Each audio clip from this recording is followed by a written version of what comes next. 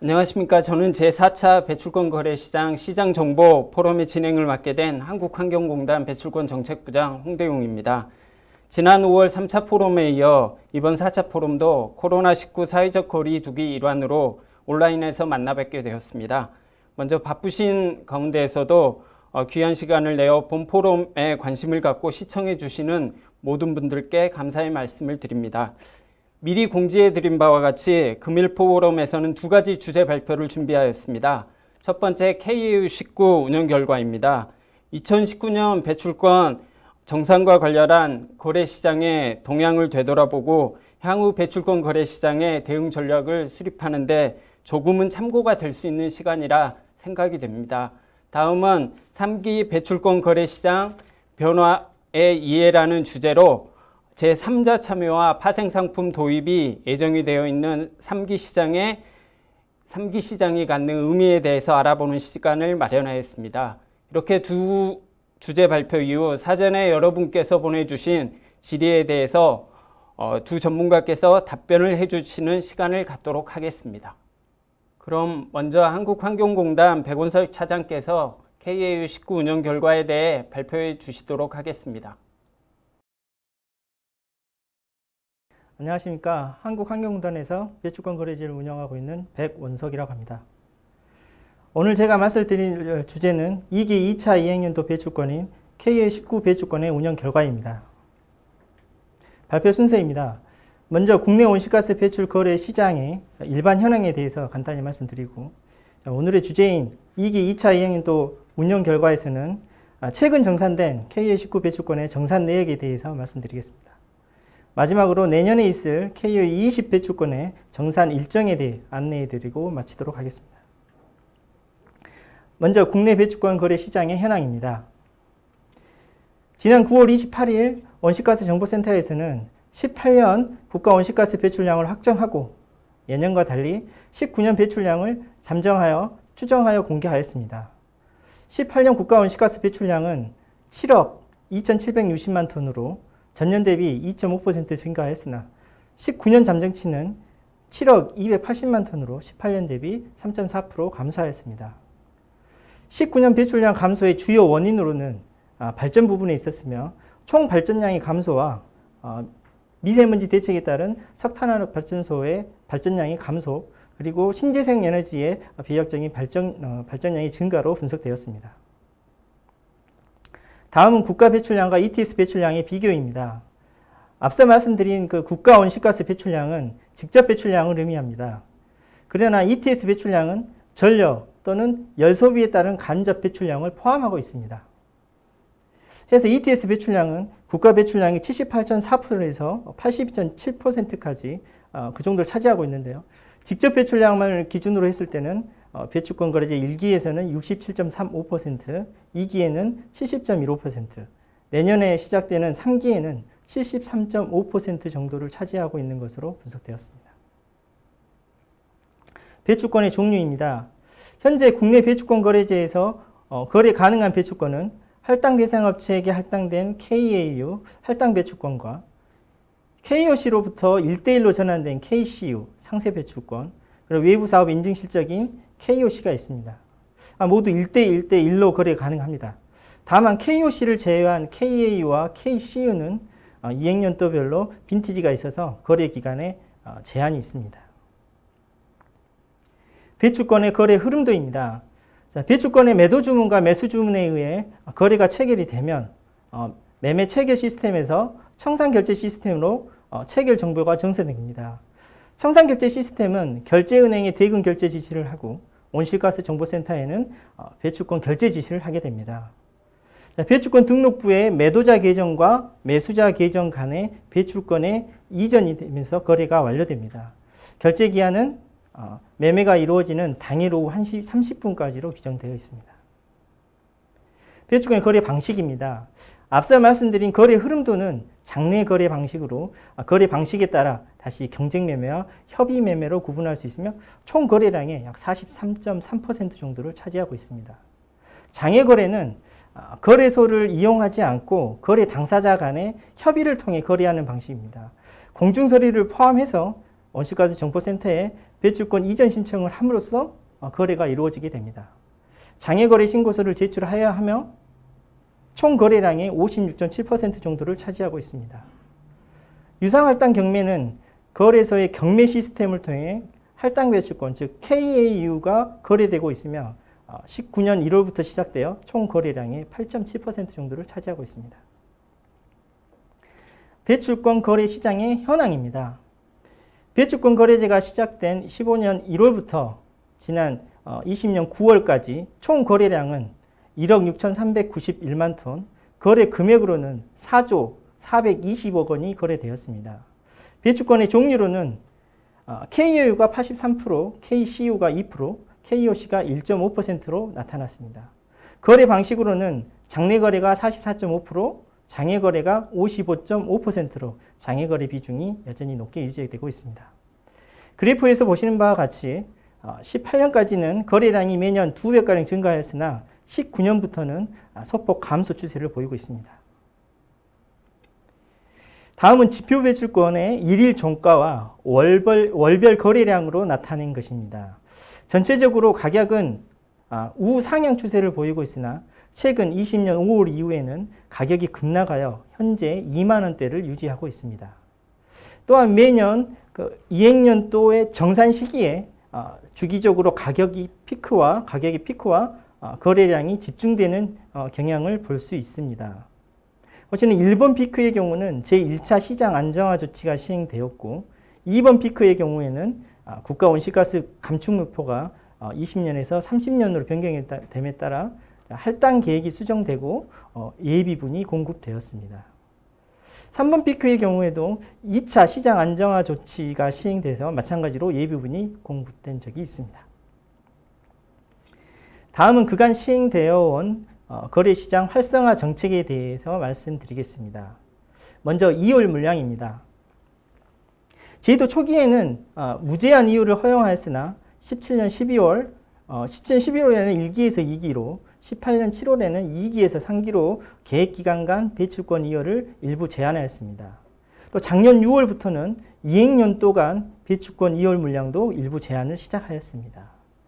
차입 한도는 인증량의 10% 이내에서 20%를 거쳐서 현재 인증량의 15%로 조정되었으며 다른 계획기간으로부터의 차입은 불가합니다.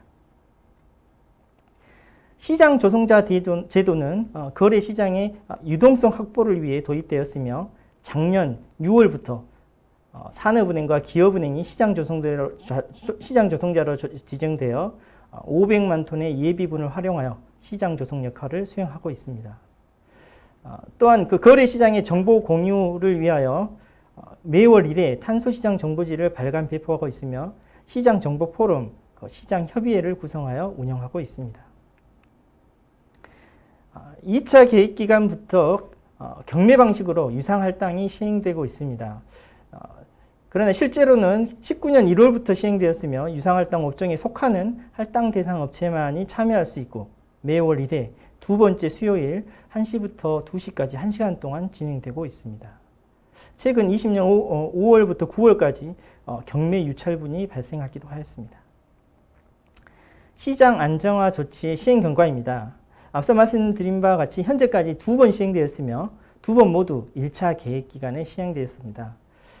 그리고 2차 계획기간에는 아직 시행되지 않았습니다. 자, 1차 시장 안정화 조치에서는 16년 6월 1일부터 3일까지 KAU 15 배출권이 경매를 통해 27만 4천 톤이 공급되었으며 2차 시장 안정화 조치에서는 18년 6월 1일 KAU 17 배출권이 경매를 통해 466만 톤이 공급되었습니다. 다음은 2기 2차 이행연도 배출권인 KAU19의 운영 결과입니다. 먼저 잠정적인 KAU19 배출권의 정산 결과입니다. 20년 9월 28일 기준 총 608개 업체가 5억 727만 톤을 제출하였습니다. 정산 대상 610개 업체 중 1개 업체는 미제출, 1개 업체는 제출 기간이 연장된 상태이며 총 공급량은 6억 510만 톤, 총 사용량 즉 인증량은 5억 8,787만 톤이고 8,057만 톤이 미제출된 상태입니다.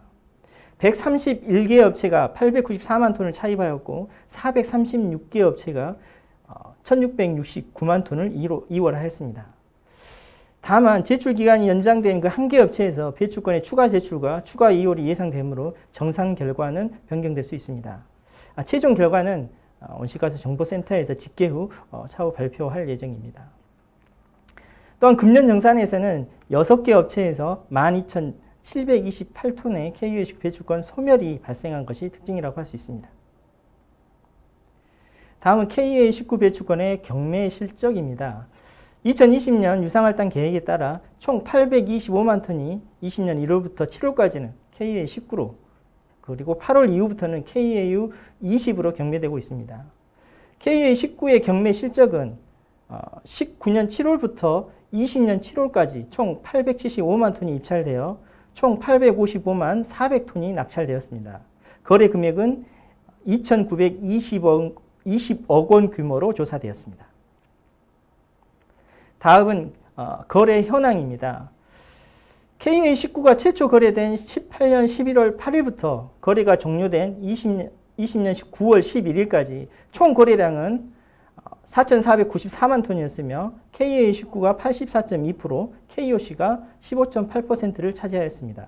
거래 방식으로는 장내 거래가 45.6%, 장외 거래가 54.4%로 나타났습니다.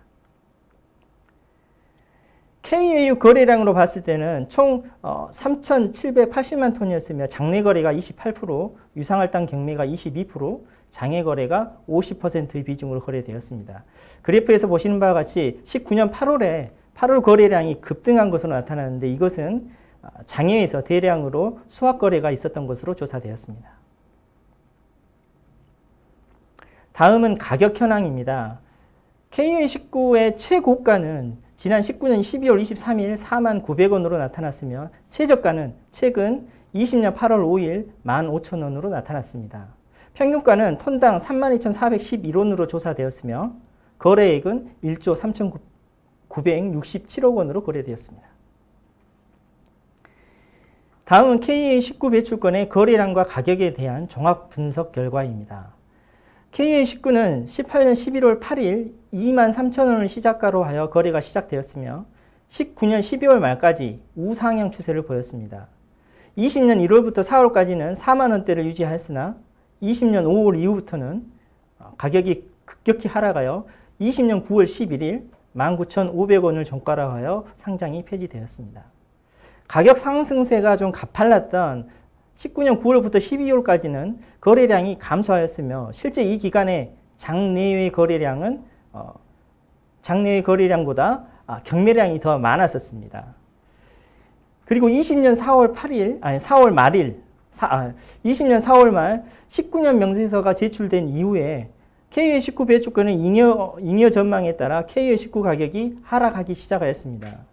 또한 코로나19로 인해 배출권 제출 일정이 연기됨에 따라 KUH19의 거래량은 20년 6월에서 7월에 집중된 것으로 분석되었습니다. KUH18과 KUH19의 정상 결과를 비교해 보았습니다. KUH18의 가격은 거래 종료 시까지 우상향 추세를 보이며 폐지되었으나 KUH19의 가격은 우상향 이후 급격한 하락 추세를 보이며 폐지된 것을 볼 수 있습니다. 정산 대상 수는 586개에서 610개로 KUH19가 24개 늘었으며 거래 기간도 2개월 더 길었습니다. 장내 거래 기준으로 평균 거래 가격은 31,554원으로 18.4% 상승하였으며 거래량 역시 KUH19가 14% 정도 증가하였습니다. 배출권의 가격과 거래량의 증가로 인하여 장내 거래 기준으로 거래 대금은 91.5% 증가한 것으로 조사되었습니다. 다음은 업종별 거래량입니다. 총 26개 업종 중에서 발전에너지, 비철금속, 수도, 요업, 그리고 반도체, 철강 업종이 부족 업종이었고 나머지 업종에서는 잉여량이 발생한 것으로 분석되었습니다. 또한 발전에너지와 석유화학, 비철금속 산업단지, 그리고 반도체 업종에서는 매수의 강세를 보였으며 철강, 집단에너지, 시멘트, 그리고 정유 업종에서는 매도의 강세를 보였습니다. 마지막으로 KUA20의 정산 일정입니다.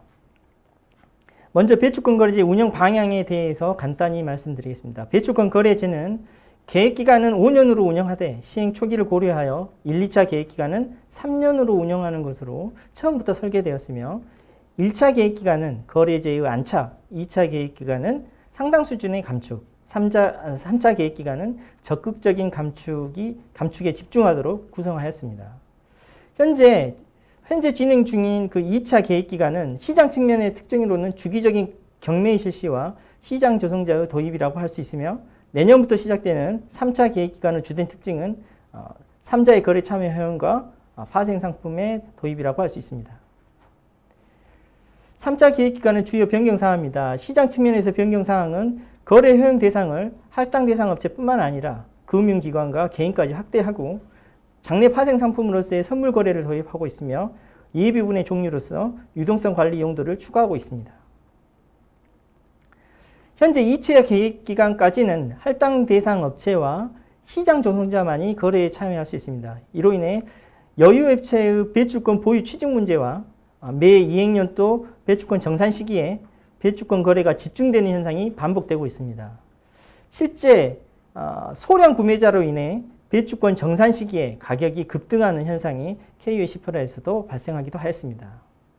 이러한 이유로 금융기관은 자기 매매를 할 수 있고 그리고 할당 대상 업체와 개인은 위탁 매매를 허용하는 방법으로 제3자의 시장 참여를 허용할 계획입니다. 또한 현재 시장 참여자가 제한되고 시장 규모가 협소하여 선물 상품이 부재합니다. 실제 할당 대상 업체는 배출권 부족 시 현물 거래 외에는 위험 회피 수단이 없는 것도 사실입니다. 이에 대한 개선 방안으로 상기부터는 장내 선물 거래를 도입하여 배출권의 가격 발견 기능을 제고하고 거래 활성화를 유도할 계획입니다. 다음은 3차 계획기간 제1차 이행년도, 즉 2021년도의 주요 일정에 대해서 말씀드리겠습니다. 2021년 제3차 계획기간이 시작되기도 하지만 2기 3차 이행년도 배출권인 KUA20의 정산이 상반기에 이루어지게 됩니다. 올해와 같이 코로나19로 인해 일정 연기가 없다면 보시는 그림과 같이 법정 일정에 따라 KUA20에 대한 정산이 이루어지게 됩니다. 자, 먼저 명세서 제출과 추가 할당 신청이 20년 3월 말까지 마감이 되고 2달 후인 20년 5월 말까지 주무관청에서는 배출량 인증과 추가 할당을 결정하여 할당 대상업체에게 통보하게 됩니다. 이후 할당 대상업체는 인증량을 확인하여 배출권 2월과 차입 그리고 제출을 20년 6월 말까지 완료하여야 합니다. 또한 3차 계획기간부터 바뀌는 제도는 할당 대상업체가 상당히 주의하셔야 합니다. 특히 할당 취소는 사유 발생일로부터 30일 이내에 신청하여야 과태료를 면할 수 있고 배출량 산정 계획서는 사전 검토는 8월까지 그리고 변경 검토는 10월 말까지 검증 보고서를 첨부하여 신청하여야 합니다. 배출권의 2월 및 차입은 인증량 통보를 받은 날로부터 10일 이내에 신청할 수 있고 이의신청 업체의 정산 일정 즉 2월과 차입, 제출 기간은 모두 연장됩니다. KUA20의 2월 차입, 제출 일정은 인증량 통보 시 같이 안내되어 오니 공문을 꼭 확인하시기 바랍니다. 자, 발표 내용은 여기까지입니다. 자, 추가 안내사항이 있습니다. 공단에서는 배출권 시장 정보를 공유하기 위해 매월 1회 ETS 인사이트 정보지를 발간하고 있으니 많은 관심 부탁드립니다. 아울러 내년에도 온실가스 감축 설비에 대한 보조금 지원 사업이 진행되어 오니 마찬가지로 많은 관심 부탁드리겠습니다. 이상입니다. 네, KAU19 운영 결과에 대해서 좋은 발표를 해주신 백원석 차장님께 감사드립니다. 다음은 고려대학교 양승용 교수님께서 3기 배출권 거래 시장 변화의 이해라는 주제로 발표해 주시도록 하겠습니다.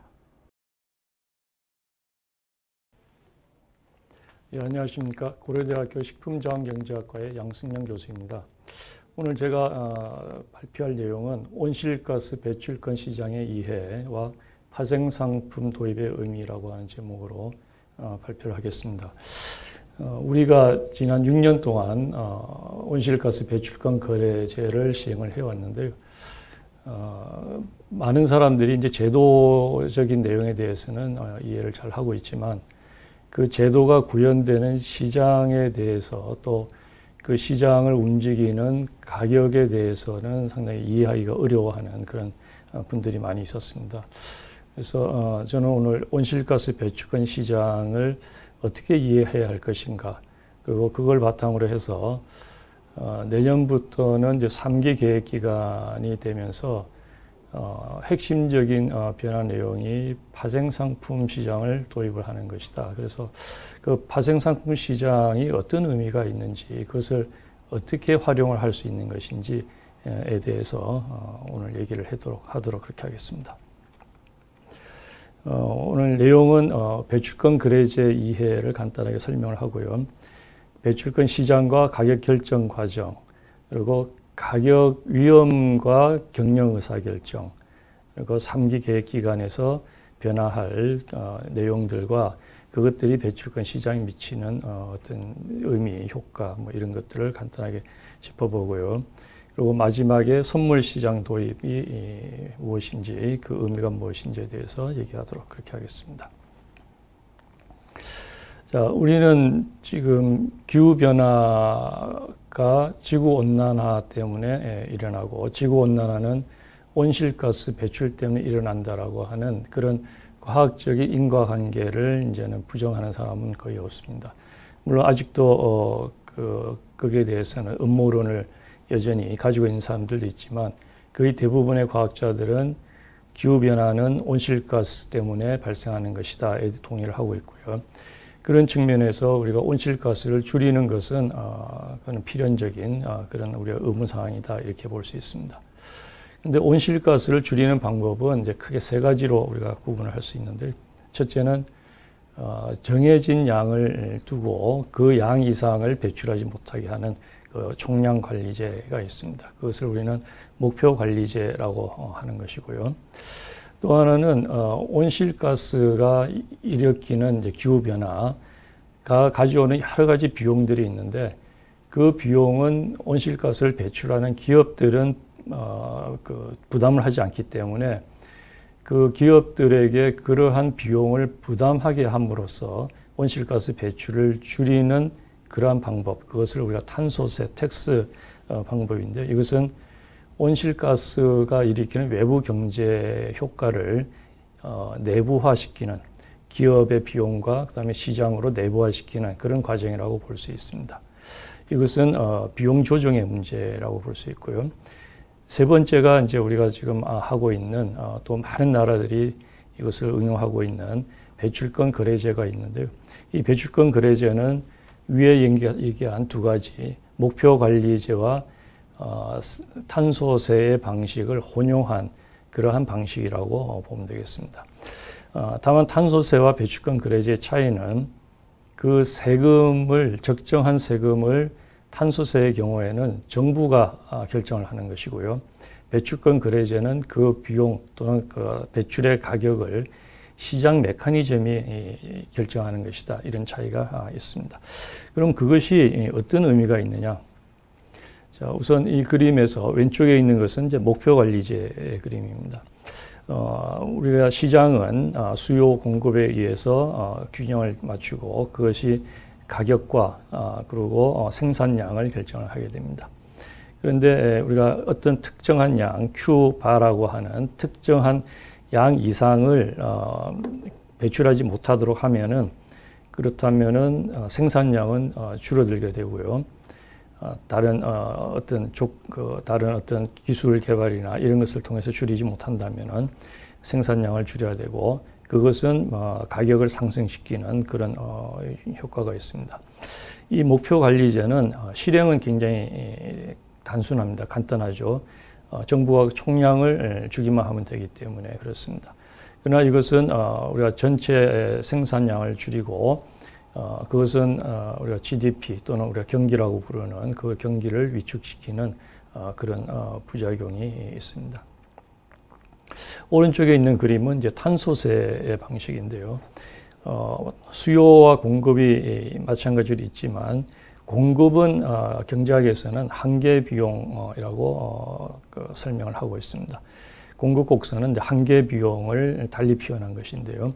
아래에 있는 것은 기업의 한계 비용 곡선이고 이것이 온실가스 배출이 기후변화를 통해서 사회 전체적으로 비용을 상승시키는데 그만큼을 세금으로 부과를 해서 공급 곡선을 상향시키는 거죠.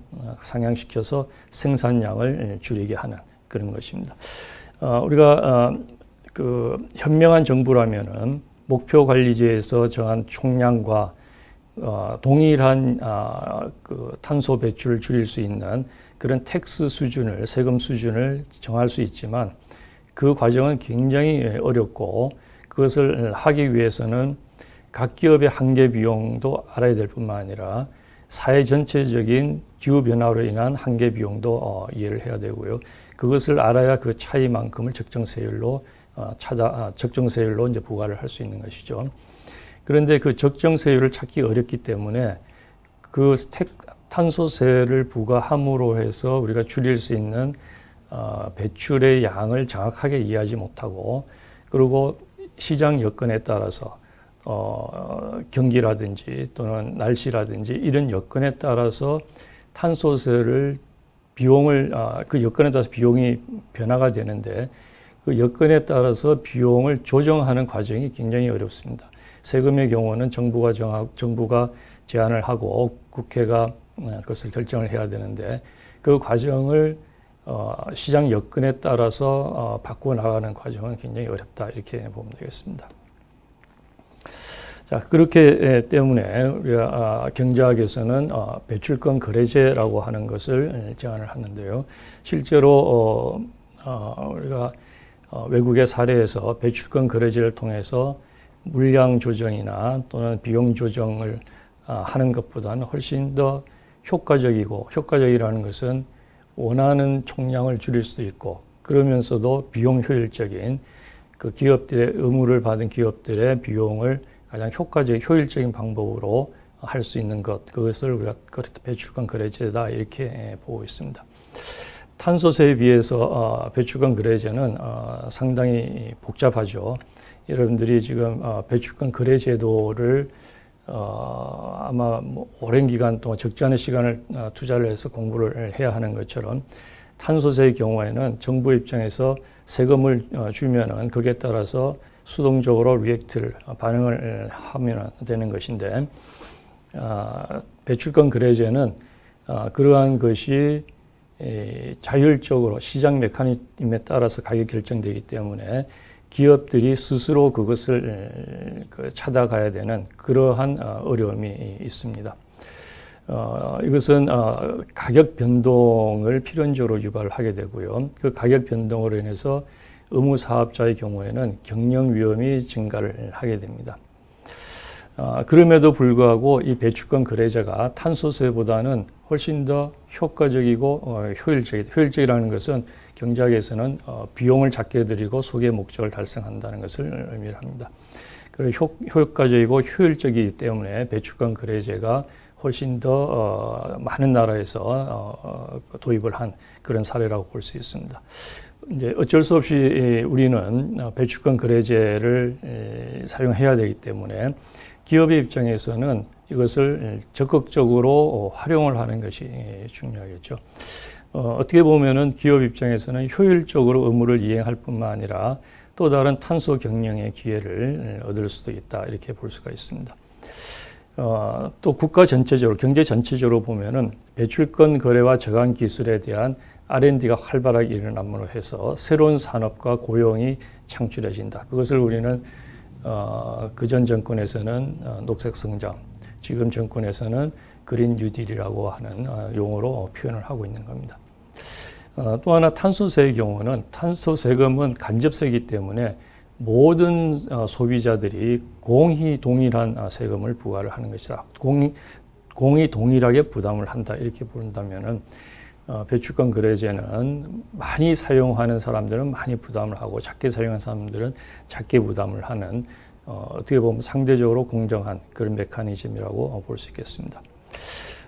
밑에 있는 그림은 왼쪽에 있는 것은 목표 관리제처럼 총량을 주는데 그 총량의 범위 내에서는 그 가격을 탄소세처럼 정부가 일방적으로 정하는 것이 아니라 오른쪽에 있는 것처럼 시장 메커니즘이 그때그때 여건에 따라서 최적의 가격을 결정해 간다. 이렇게 이해를 하시면 되겠습니다. 아마 탄소 배출권 거래제의 이제 경제적 효과에 대해서는 많이들 공부도 하고 보셨을 것 같기는 한데 이것을 이제 간단하게 다시 한번 복습을 하도록 하겠습니다. 그 이유는 좀 더 다시 설명을 드리고요. 지금 왼쪽에 있는 그림은 이제 직접 감축을 하는 경우이고 오른쪽에 있는 경우는 배출권 거래를 통해서 이제 감축을 하는 그런 경우라고 볼 수 있겠습니다. 지금 현재 시나리오는 A사와 B사 두 회사가 공이 할당을 80톤을 할당을 받았는데 공이 예상 배출량이 100톤이 되게 되었습니다. 그러면 두 회사가 같이 20톤씩 줄여야 되는 이제 그런 줄여서 의무를 이행을 해야 되는 것이죠. 그런데 만약에 A사는 1톤을 줄이는데 비용이 100불이고 B사는 1톤을 줄이는데 비용이 70톤이라면은 그러면 직접 두 회사가 직접 그 초과 배출량을 줄이게 된다면은 A사는 20톤을 100불에 줄여야 되기 때문에 2,000불이 되겠고요. B사는 20톤을 70불에 줄일 수 있기 때문에 1,400불이 되겠습니다. 사회 전체적으로는 만약에 우리 경제가 두 회사만 있다라고 한다면은 사회 전체적으로는 3,400불을 들여서 그 탄소 배출을 하게 되는 겁니다.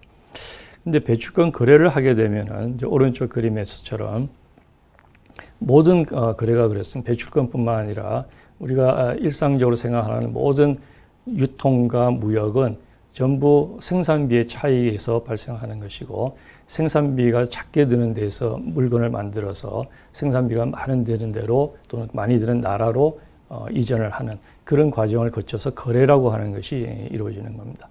배출권 거래도 마찬가지로 탄소 배출을 줄이는데 한계 비용이 작게 드는 회사가 조금 더 많이 줄이고 더 비용이 많이 드는 회사는 많이 줄여서 그 필요한 부분을 서로 바꾼다면은 양쪽이 다 도움이 된다라고 하는 것이 이제 경제 이론이 얘기하는 것입니다.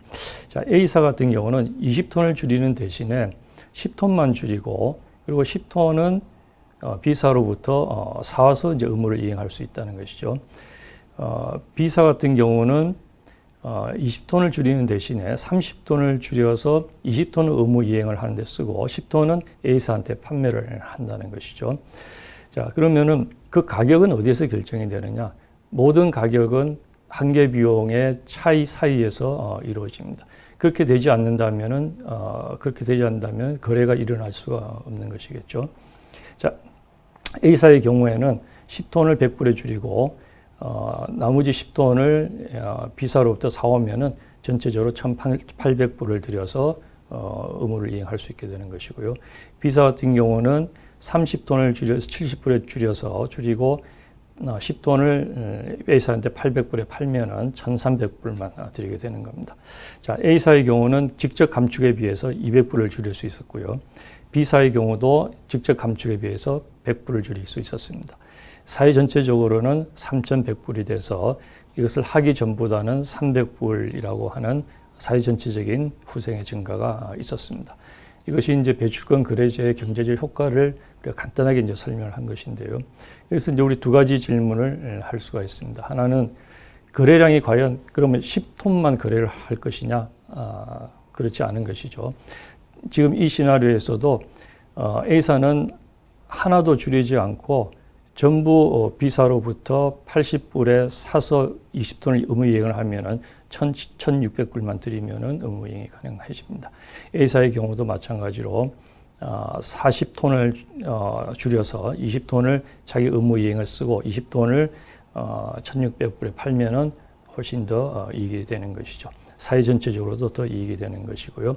자, 그리고 가격도 마찬가지죠. 그럼 가격이 800불만 되느냐? 그러지 않은 것이죠. 이 가격은 양쪽에서 서로 거래를 얼마큼 할 것이냐에 따라서 그 가격이 적정한 가격이 이루어지는데, 이 적정한 가격 수준은 A사와 B사가 궁극적으로 탄소 배출을 줄이는 한계 비용이 같아지는 점에서 이 가격이 이루어지는 겁니다. 그래서 우리가 탄소 배출권 거래제는 모든 플레이어들이 한계 비용의 차이로부터 발생을 하는데, 한계 비용이 같아지는 점에서 균형이 이루어지고, 그때가 사회 전체적으로 가장 후생의 증가가 많은 그런 상태라고 볼 수 있습니다. 자, 그러한 거래량과 가격을 정부가 정하는 것이 아니라 시장이 스스로 정하는 것, 그것을 우리가 배출권 거래제라고 볼 수 있겠습니다. 자, 두 번째 토픽은 탄소 배출권 시장과 가격 결정 과정을 이제 이해하는 것인데요. 많은 분들이 우리가 시장의 메커니즘을 이해하는데 좀 어려워하고 있고요. 시장의 모든 정보가 모여서 결정한 가격, 그리고 그 가격이 시장의 모든 플레이어들의 의사결정을 다시 의사결정을 하게 하는 그 가격을 제대로 이해를 해야, 정확하게 이해를 해야 우리가 이 탄소 배출을 해야 되는 이 문제를 좀 더 효과적이고 의미 있는 그러한 경영을 할 수 있게 됩니다. 자, 배출권 가격을 이해하는 것이 중요한 이유는 탄소 경제의 기본이 이 배출권 가격이라고 하는 것입니다. 우선 보유하고 있는, 어떤 기업이 보유하고 있는 탄소 배출권이 있겠죠. 그것이 무료로 받았든 아마 유상으로 받았든 또는 외부에서 또 사왔든 또는 크레딧을 사왔든지 간에 보유하고 있는 여러 가지 탄소 배출권의 믹스가 있을 텐데, 그것이 도대체 가격이 어떻게 되느냐. 그것이 궁극적으로는 기업의 가치를 결정을 하게 되는 것이죠. 그것은 연말에 또는 우리가 회계연도에 기업의 그 경영 성과를 평가를 하고, 그것이 세금이라든지 모든 문제에 연결이 되는 것이다, 이렇게 보면 되겠습니다. 두 번째는 그 기업이 생산하는 과정에서 에너지 믹스를 결정을 하는데 기준이 되는 것이 이제 가격이 되겠죠. 그리고 탄소 포트폴리오를 어떻게 가져갈 것이냐, 빈티지별로, 연도별로는 어떻게 구성을 하고, 할당과 사업 배출권을 어떻게 구성을 할 것이냐, 이런 모든 것들의 기준이 되는 것이 이제 가격이라고 하는 것이고요. 그리고 어떤 기업이 자기가 자체적으로 감축 사업을 하든지 아니면 외부에 나가서 감축 사업을 할 때 그것을 투자할 가치가 있는 것이냐, 투자 가치가 있는 것이냐 판단을 하는 기준이 탄소 배출권 가격이 되는 것이겠죠. 그리고 탄소 펀드를 통해서 만약에 배출권을 확보를 한다면은 그 탄소 펀드의 기대 수익률이, 탄소 펀드는 어떤 사업들을 가지고 있고 그 사업들의 기대 수익률이 얼마나 될 것인가, 이런 것을 평가를 하는데도 중요한 기준이 되겠습니다. 그리고 많은 경우에 법적인 분쟁이 일어날 텐데요. 우리가 기업의 단지 탄소 문제가 아니라, 온실가스 배출 문제가 아니라 기업의 여러 가지 상황에서도 법적 분쟁이 일어날 텐데, 그 분쟁의 기준이 되는 것도 가격이 되는 겁니다.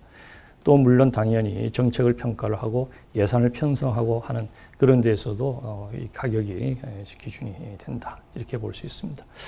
자, 그렇게 중요한 배출권 가격이 얼마이냐? 자, 2020년 이제 10월 현재 가격을 보면은 EU ETS에서 거래되는 가격이 EUA가 5.89유로입니다. 그리고 그것의 사업 배출권 CER은 1.23유로이고요.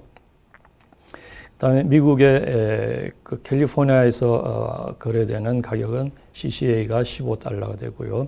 그다음에 동부 지역의 RGG에서 거래되는 RGA는 2.39달러가 됩니다.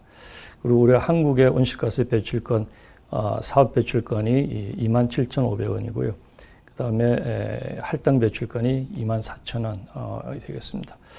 자, 이 배출권 가격이 왜 이렇게 다 다르냐? 우리가 탄소 배출권이라는 것은, 이제 탄소라는 것은 온실가스의 이제 대표 주자로서 우리가 탄소를 얘기하는 것이죠. 왜 탄소 배출권이 다 동일한데 탄소 1톤을 줄이는 가격인데 왜 이렇게 다 가격이 다르냐? 이것이 이해가 되어야 전체적인 우리 그 시장의 메커니즘과 포트폴리오를 짜는데 이해가 되겠습니다.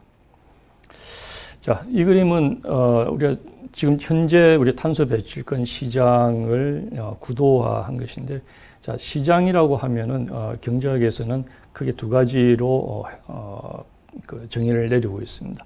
우리가 예를 들어서 한국 여의도에 있는 증권거래소 KRX 또는 가락시장에 있는 농산물 도매시장, 이런 지리적인 특정한 상품을 거래하는 시장, 이것을 우리가 협의의 시장이라고 부르고요.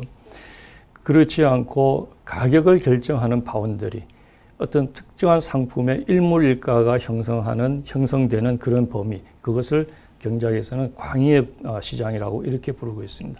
이것이 이해가 안 되기 때문에 많은 경우에 시장을 혼란스럽게 하고 복잡하게 해석을 하게 됩니다. 자, 우리가 지금 여기서 얘기하는 시장은 지금 광의의 시장을 의미를 하고요. 전 세계 탄소 배출권 시장은 크게 교토 마켓과 난교토 마켓으로 나눠질 수 있습니다. 교토 마켓이라는 것은 교토 의정서에 따라서 의무를 지는 나라들이 그 나라들이 의무 이행을 위해서 만들어 놓은 시장, 그것을 교토 마켓이라고 하고요.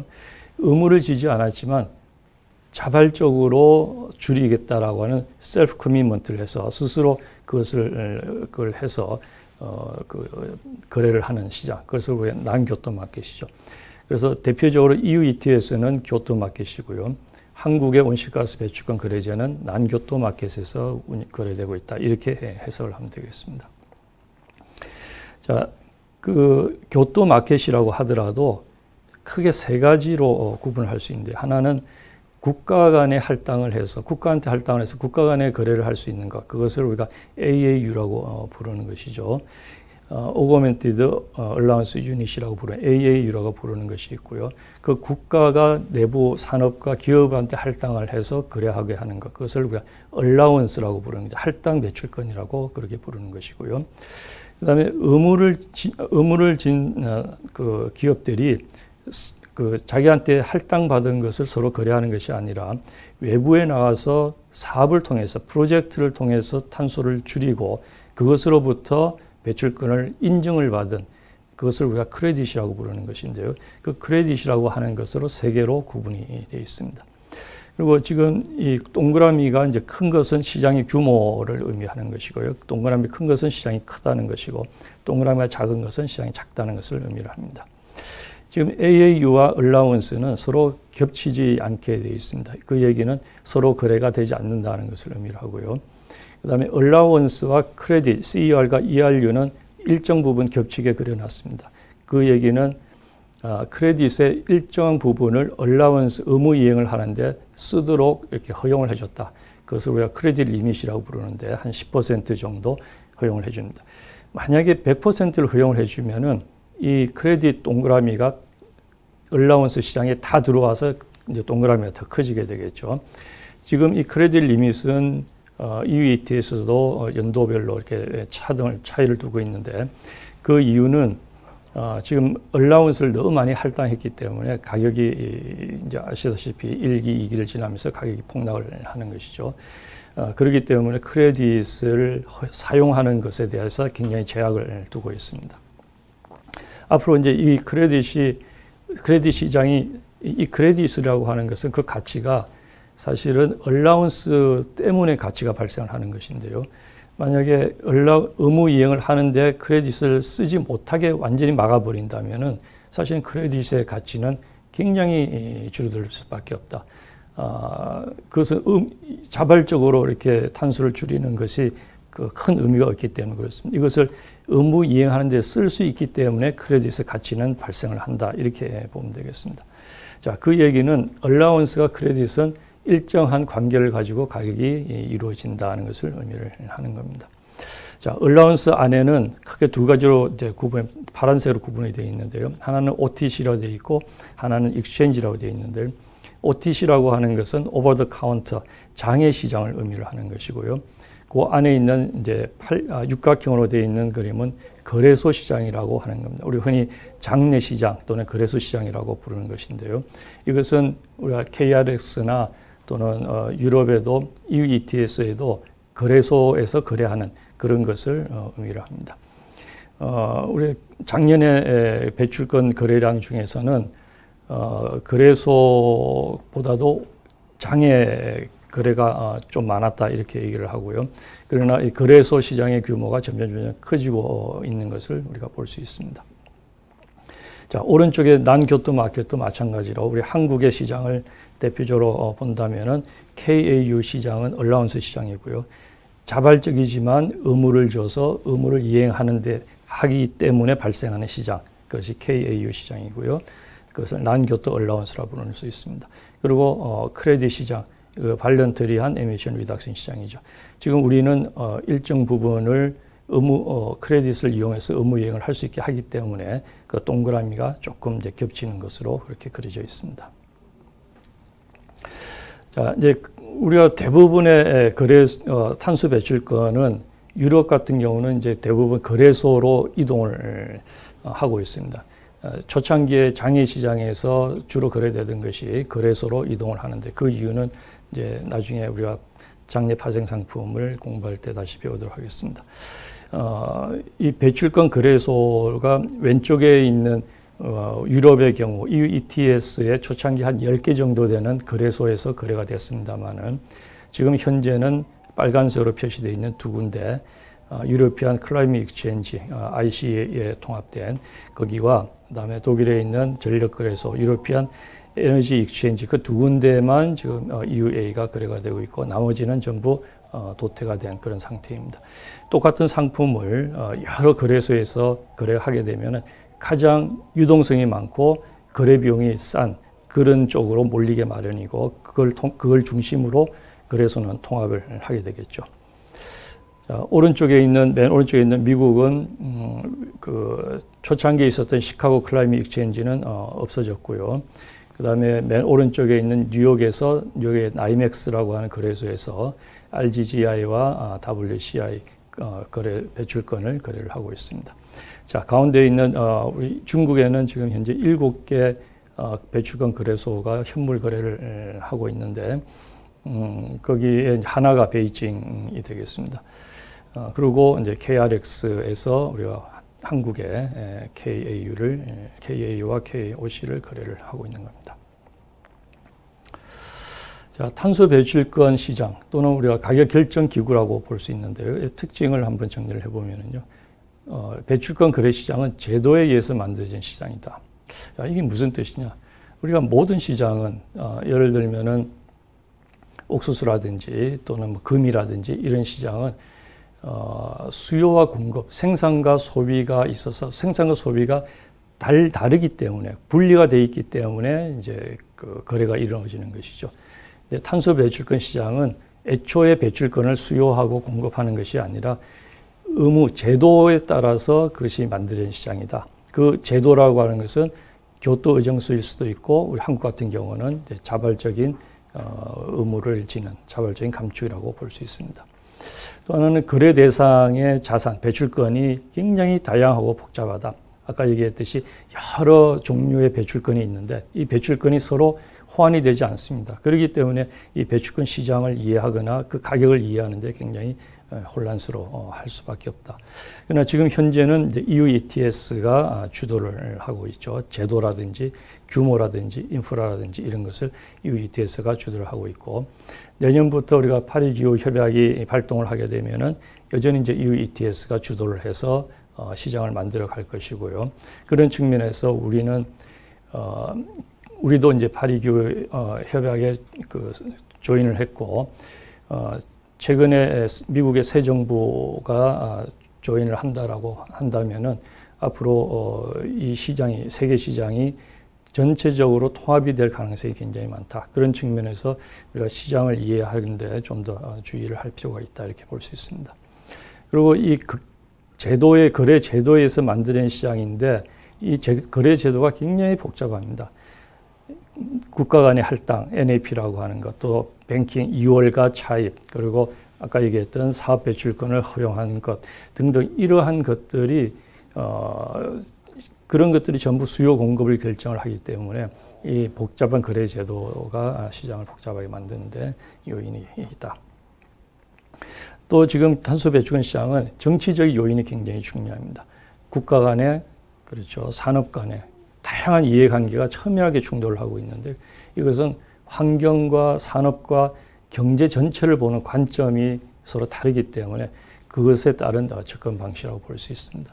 우리 한국 안에서도 환경부의 입장, 산자부의 입장, 기재부의 입장이 사안에 따라서 미묘하게 달라지는 것도 다 그런 보는 관점이 차이가 있기 때문에 그렇고 그것을 조율하는 과정이 굉장히 복잡할 수밖에 없다 하는 것이죠.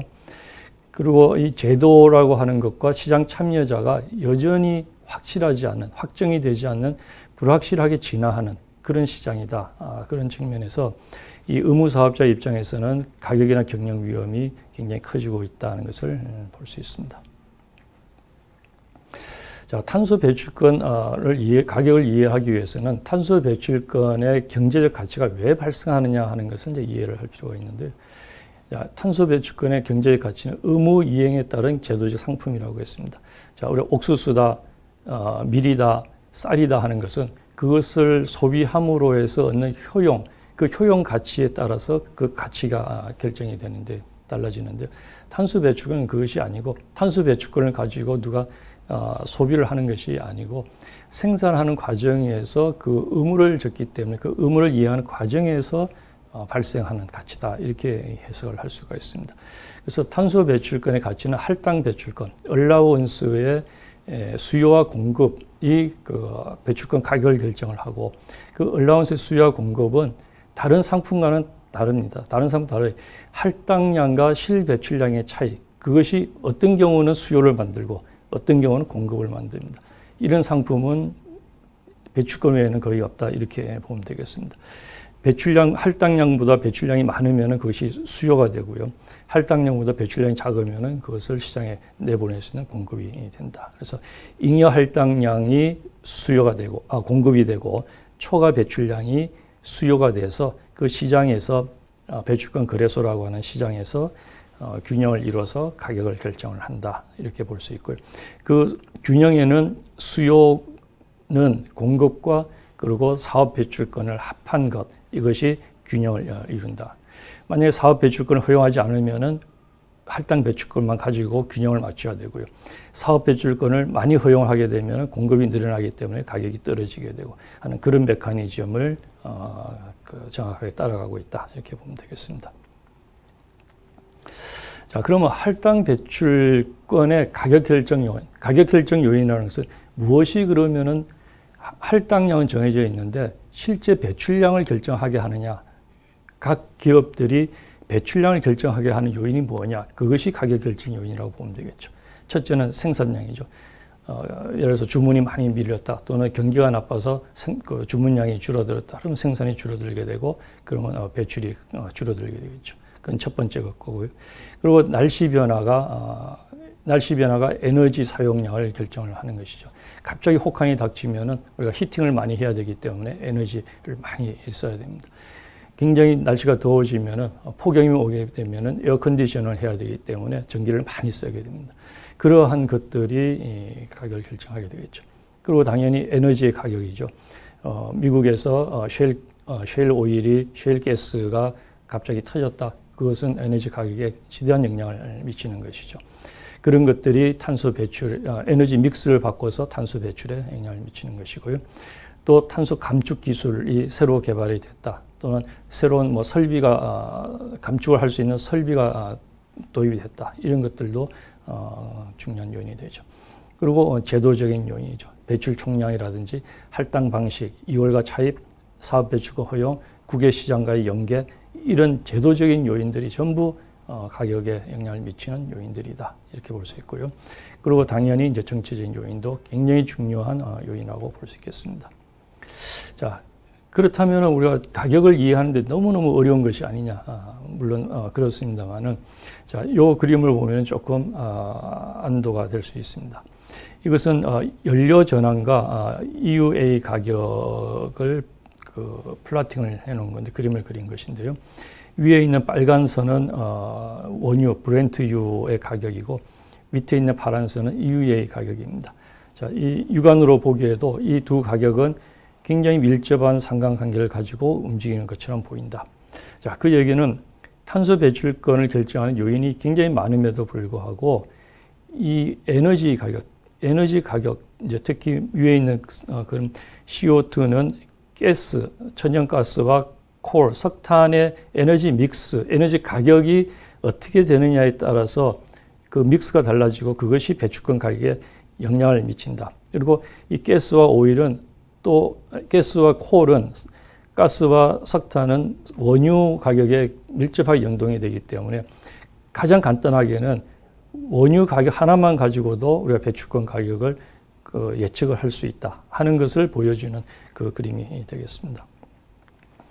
자, 이 표는 뭐 우리가 통계학을 공부하신 분들은 좀 이해를 하실 텐데 모형 1은 그 배출권 가격 이외의 가격을 원유 가격 하나 아까 봤듯이 브렌트유 가격 하나에만 그 상관관계 또는 우리가 회귀 분석이라고 하는데 회귀 분석을 한 것입니다. 맨 오른쪽에 있는 R스퀘어라고 되어 있는 것, 그것이 이 오일 가격이 원유 가격이 배출권 가격의 84%를 설명을 한다 하는 것을 의미하는 것이고요. 그 모형 2는 그거보다 조금 복잡한, 많이 복잡한 것은 아니고 조금 복잡한 모형을 썼더니 99% 가까이 설명을 하더라. 그래서 배출권 가격을 이해를 하는데 유럽의 경우는, EU의 경우에는 에너지 가격만 제대로 잘 이해를 하면 우리가 배출권 가격을 어느 정도 예측할 수 있다 하는 것을 이제 시사를 하는 것이고요. 물론 이제 요 통계 분석은 조금 이제 시간이 오래됐지만 최근의 것은 이제 또 다른 어떤 모형이 작동할 수도 있고 또 한국의 배출권 시장은 유럽 시장과는 연동이 안 되기 때문에 지금 현재는 한국의 시장을 결정하는 요인이 무엇인지 하는 그러한 또 모형을 우리가 만들 수가 있을 것입니다. 자, 세 번째 이제 주제는 가격 위험이라고 하는 주제입니다. 자, 우리가 가격 위험이라고 하는 것이 우리가 모든 경영 의사 결정은 가격 위험이라고 하는 것을 가지고 있는데 그 가격 위험을 제대로 이해하고 그걸 대처하지 못한다면 그 경영에 굉장히 낭패를 볼 가능성이 많다 이렇게 볼 수 있습니다.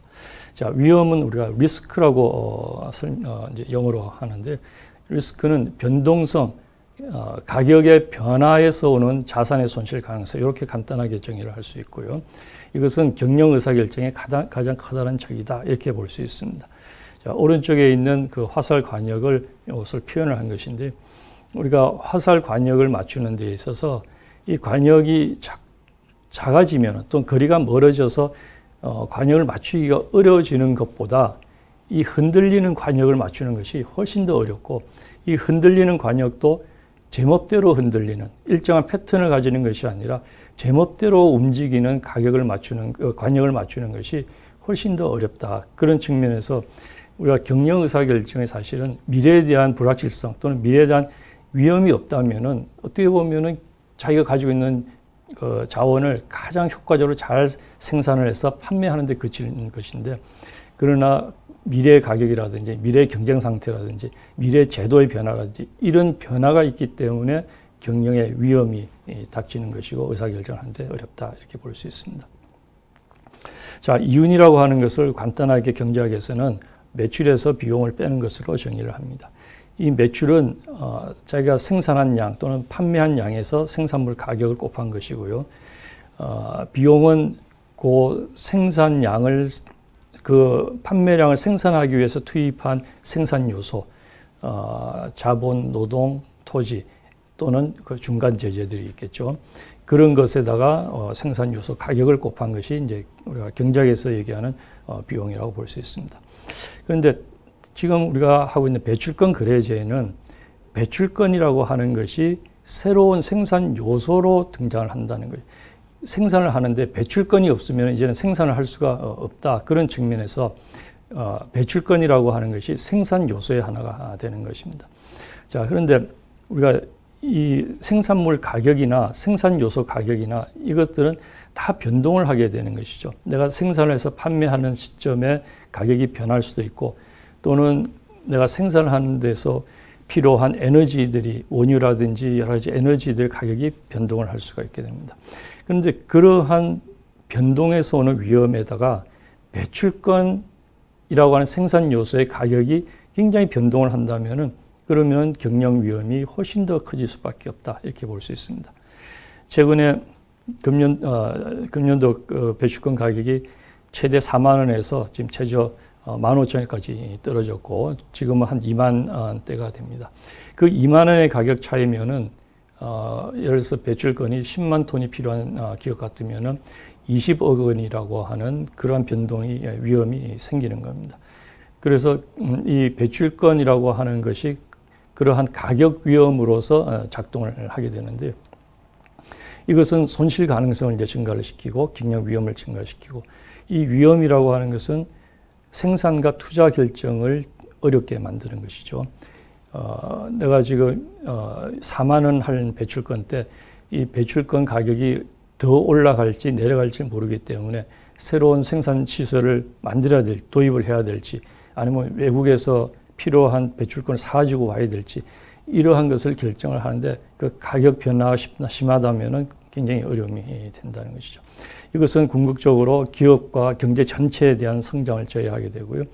그리고 가격 위험을 관리하는 우리가 이제 해치라고 하는 것인데 해치하는 비용이 굉장히 많이 들게 된다 이렇게 볼 수 있습니다. 오른쪽에 있는 그림은 우리가 이제 일상적인 가격이 되는데 이 가격은 가만히 있는 것이 아니라 지속적으로 움직이게 됩니다. 이것이 에너지 가격이든 또는 내가 생산하는 생산물의 가격이든 반도체든 뭐 철강 가격이든 뭐 이 에너지 가격이 지속적으로 변하게 되는데 그 맨 오른쪽에 있는 그 분포가 있죠. 이 분포는 이 가격의 역사적 움직임을 하나의 분포도로 이렇게 그려놓은 것이죠. 이 분포로 그려서 평균은 이 점선처럼 되지만 이 가격이 이렇게 올라갈 가능성과 이렇게 떨어질 가능성이 크면 클수록 가격 위험이 크다 이렇게 보는 것이고요. 크면 클수록 이것이 경영 의사결정을 제외하고 그럴수록 가격 위험을 관리하는 비용이 많이 들게 된다 하는 것을 의미하는 겁니다. 자, 우리 의무사업자 입장에서 보면은 경영 위험을 관리하는 방법이 이제 몇 가지가 있습니다. 첫째는 불확실성과 위험은 미래를 모르는 상태에서 오기 때문에 배출권 가격을 예측하는 것이 중요하죠. 그러나 배출권 가격을 예측하는 것은 전문가들도 굉장히 어려운 그런 작업이다 이렇게 볼 수 있습니다. 또 다른 방법은 포트폴리오 구성을 통해서 위험을 감수하는 방법이 있습니다. 마르코비치라고 하는 경영학자가 노벨 경제학상을 받은 이론입니다. 계란을 한 방울에 담지 않고 여러 다양한 자산을 가지고 이렇게 구성을 하게 되면 위험을 줄일 수 있다 하는 그런 방법이 있죠. 그리고 의무사업자 입장에서는 2월과 차입을 사용하는 겁니다. 지금 금년도 내가 할당받은 것을 다 쓰지 않고 이것을 시장에다 팔아서 현금화를 시켜서 경영 수익을 개선하기보다는 내년도에다가 2월을 시켜놓는 것이죠. 그 이유는 내년도 가격이 어떻게 될지 모르기 때문에 그런 것이다.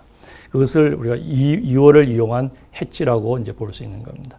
그런데 또 한편으로는 2월을 통해서 해지를 하게 되는 것은 사실은 이 배출권 가격을 금년에 남은 배출권을 판매를 해서 현금을 확보를 하고 그 이자를 붙여서 내년도에 필요한 배출권을 사지를 않고 2월을 하는 것은 내년도 배출권 가격이 훨씬 더 올라갈 것이다. 그 이자보다는 지금 이제 이 내년도에 기대되는 가격이 지금 현재 팔아서 이자를 붙이는 것보다 훨씬 더 높을 것이다 하는 것을 예상을 하는 겁니다. 일종의 투기적인 거래라고 볼 수 있죠. 그래서 2월이라고 하는 것은 기업 입장에서는 해지를 할 수도 있지만 해지라고 볼 수 있지만 사실은 투기적인 거래라고도 해석할 수가 있습니다.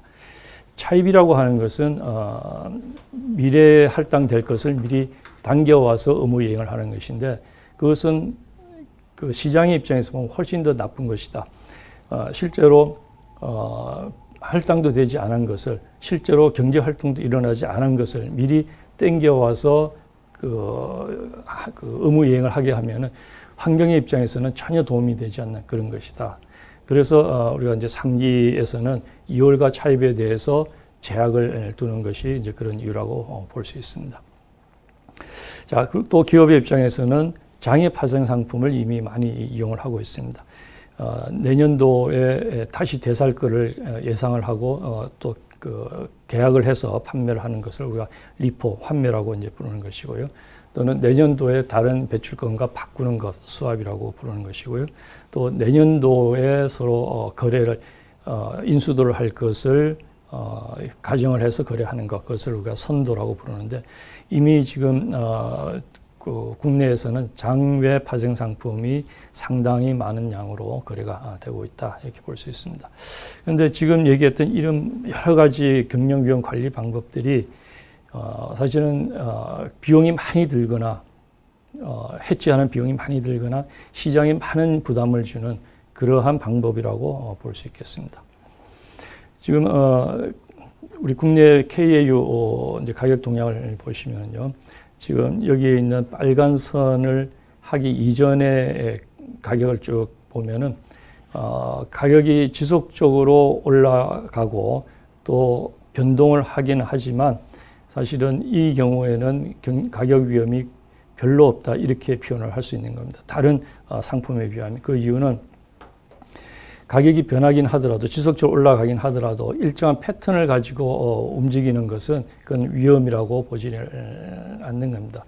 또 우리가 가격이 중간중간에 이렇게 점프를 하더라도 이것은 6월 달에 제출을 해야 되는 시점에 맞춰서 그 인증과 제출 시점에 이제 일시적으로 이걸 우리가 일종의 이제 시저널리티, 계절성이라고 부를 수 있는데 계절적인 등락을 하는 것 이것은 사실은 다 아는 정보이기 때문에 이것은 불확실성이 될 수가 없다는 거죠.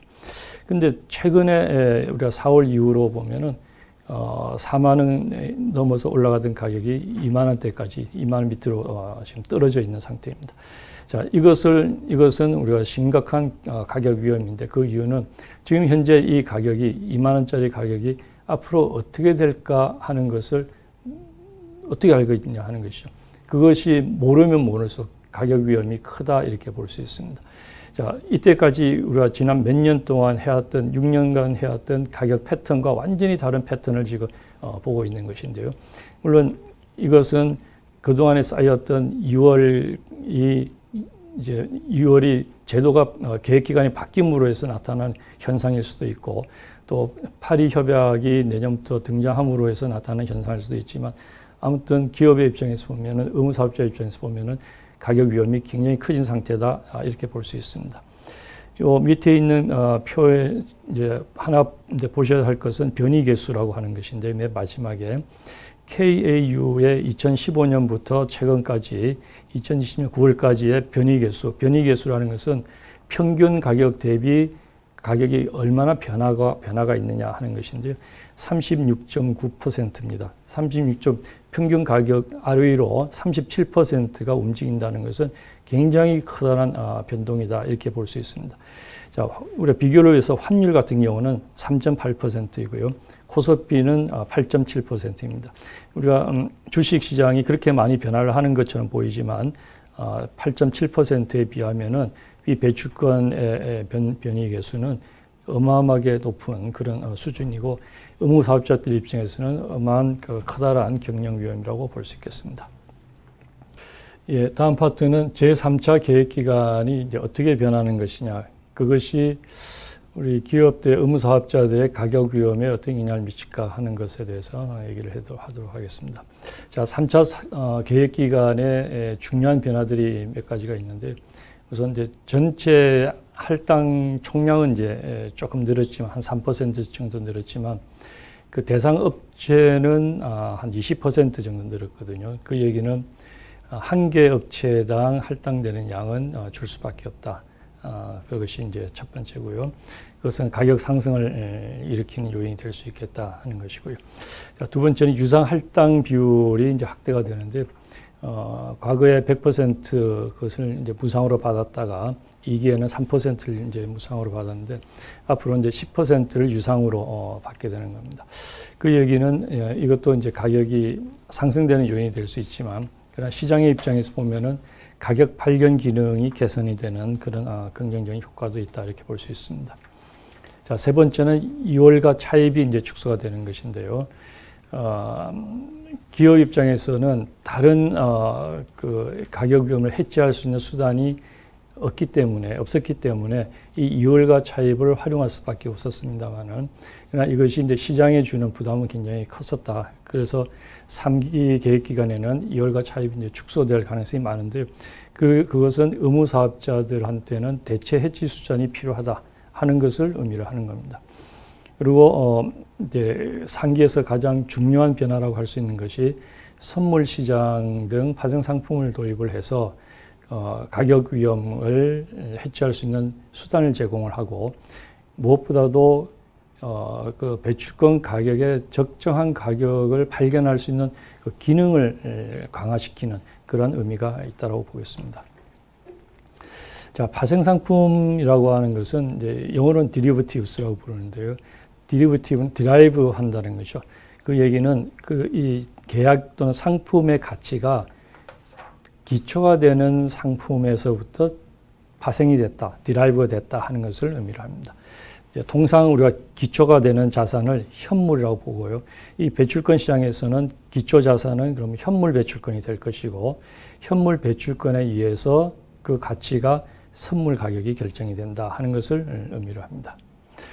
자, 우리가 파생 상품의 종류는 선도, 보험, 우리가 이제 자주 쓰는 뭐 보험이죠. 그리고 수합, 바꾸는 수합, 이런 것들도 있고, 그 다음에 지금 우리가 장내에서 쓰는 선물과 옵션이 있는데, 앞에 세 개, 선도와 보험과 수합은 장외 파생 상품. 장이라고 하는 것은 이제 아까 얘기했듯이 오버 더 카운터, 거래소가 아닌 양자가 어디에서든지 간에 서로 대면을 해서 또는 전화를 통해서 계약을 맺는 것, 그것을 우리가 장외 거래라고 부르고요.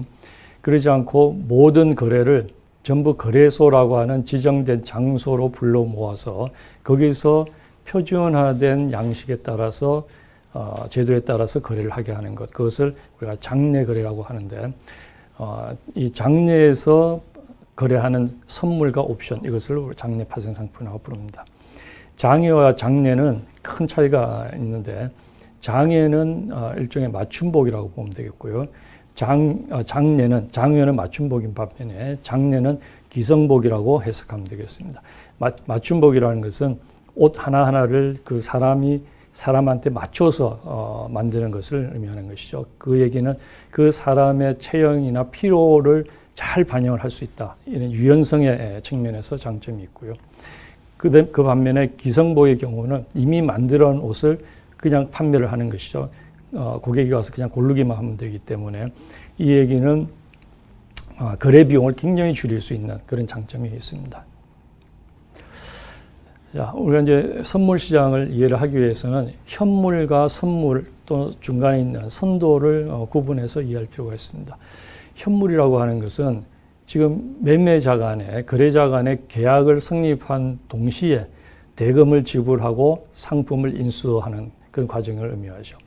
쉽게 얘기를 하면 우리가 시장에 가서 사과를 사면은 사과를 서로 흥정을 하죠. 그것이 이제 계약을 하는 과정이고, 흥정을 해서 거래를 하겠다고 약속을 하면은 그것이 계약이 이루어지는 것이고, 거기서 돈을 2,000원, 3,000원, 5,000원을 주고 사과를 받아오는 그 과정이죠. 그것이 대금 지급과 상품 인수도가 동시에 발생하는 현물 거래라고 볼 수 있습니다.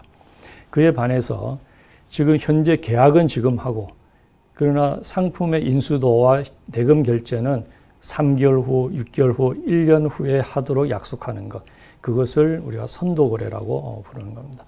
실제 생활에서 우리가 선도거래도 상당히 많이 이루어지고 있는 것이죠.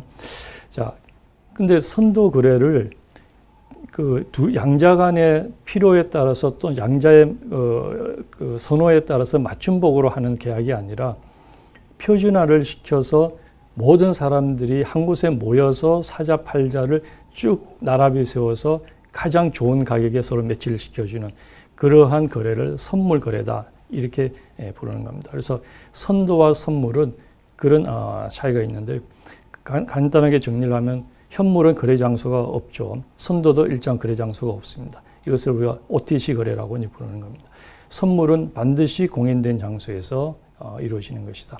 계약의 이행은 현물은 계약 즉시 이루어지기 때문에 계약 파기라는 것이 없죠. 그런데 선도는 계약은 하고 미래 시점에 계약을 이행을 하기 때문에 그 미래 시점에서 계약 파기의 가능성이 얼마든지 존재하고 그 계약 파기의 가능성은 서로 계약 당사자들끼리 책임을 지는 것이다. 그러나 선물 거래는 선물 거래 제도 자체가 계약 파기의 경우에를 책임지기 때문에 계약 파기의 가능성이 전혀 없다. 그런 위험이 전혀 없기 때문에 안심하고 그 거래를 할 수 있다 하는 것이고요. 거래 상품은 현물 거래는 당사자마다 상품의 규격이나 품질이 상이하죠. 선도도 마찬가지로 그렇게 상이합니다.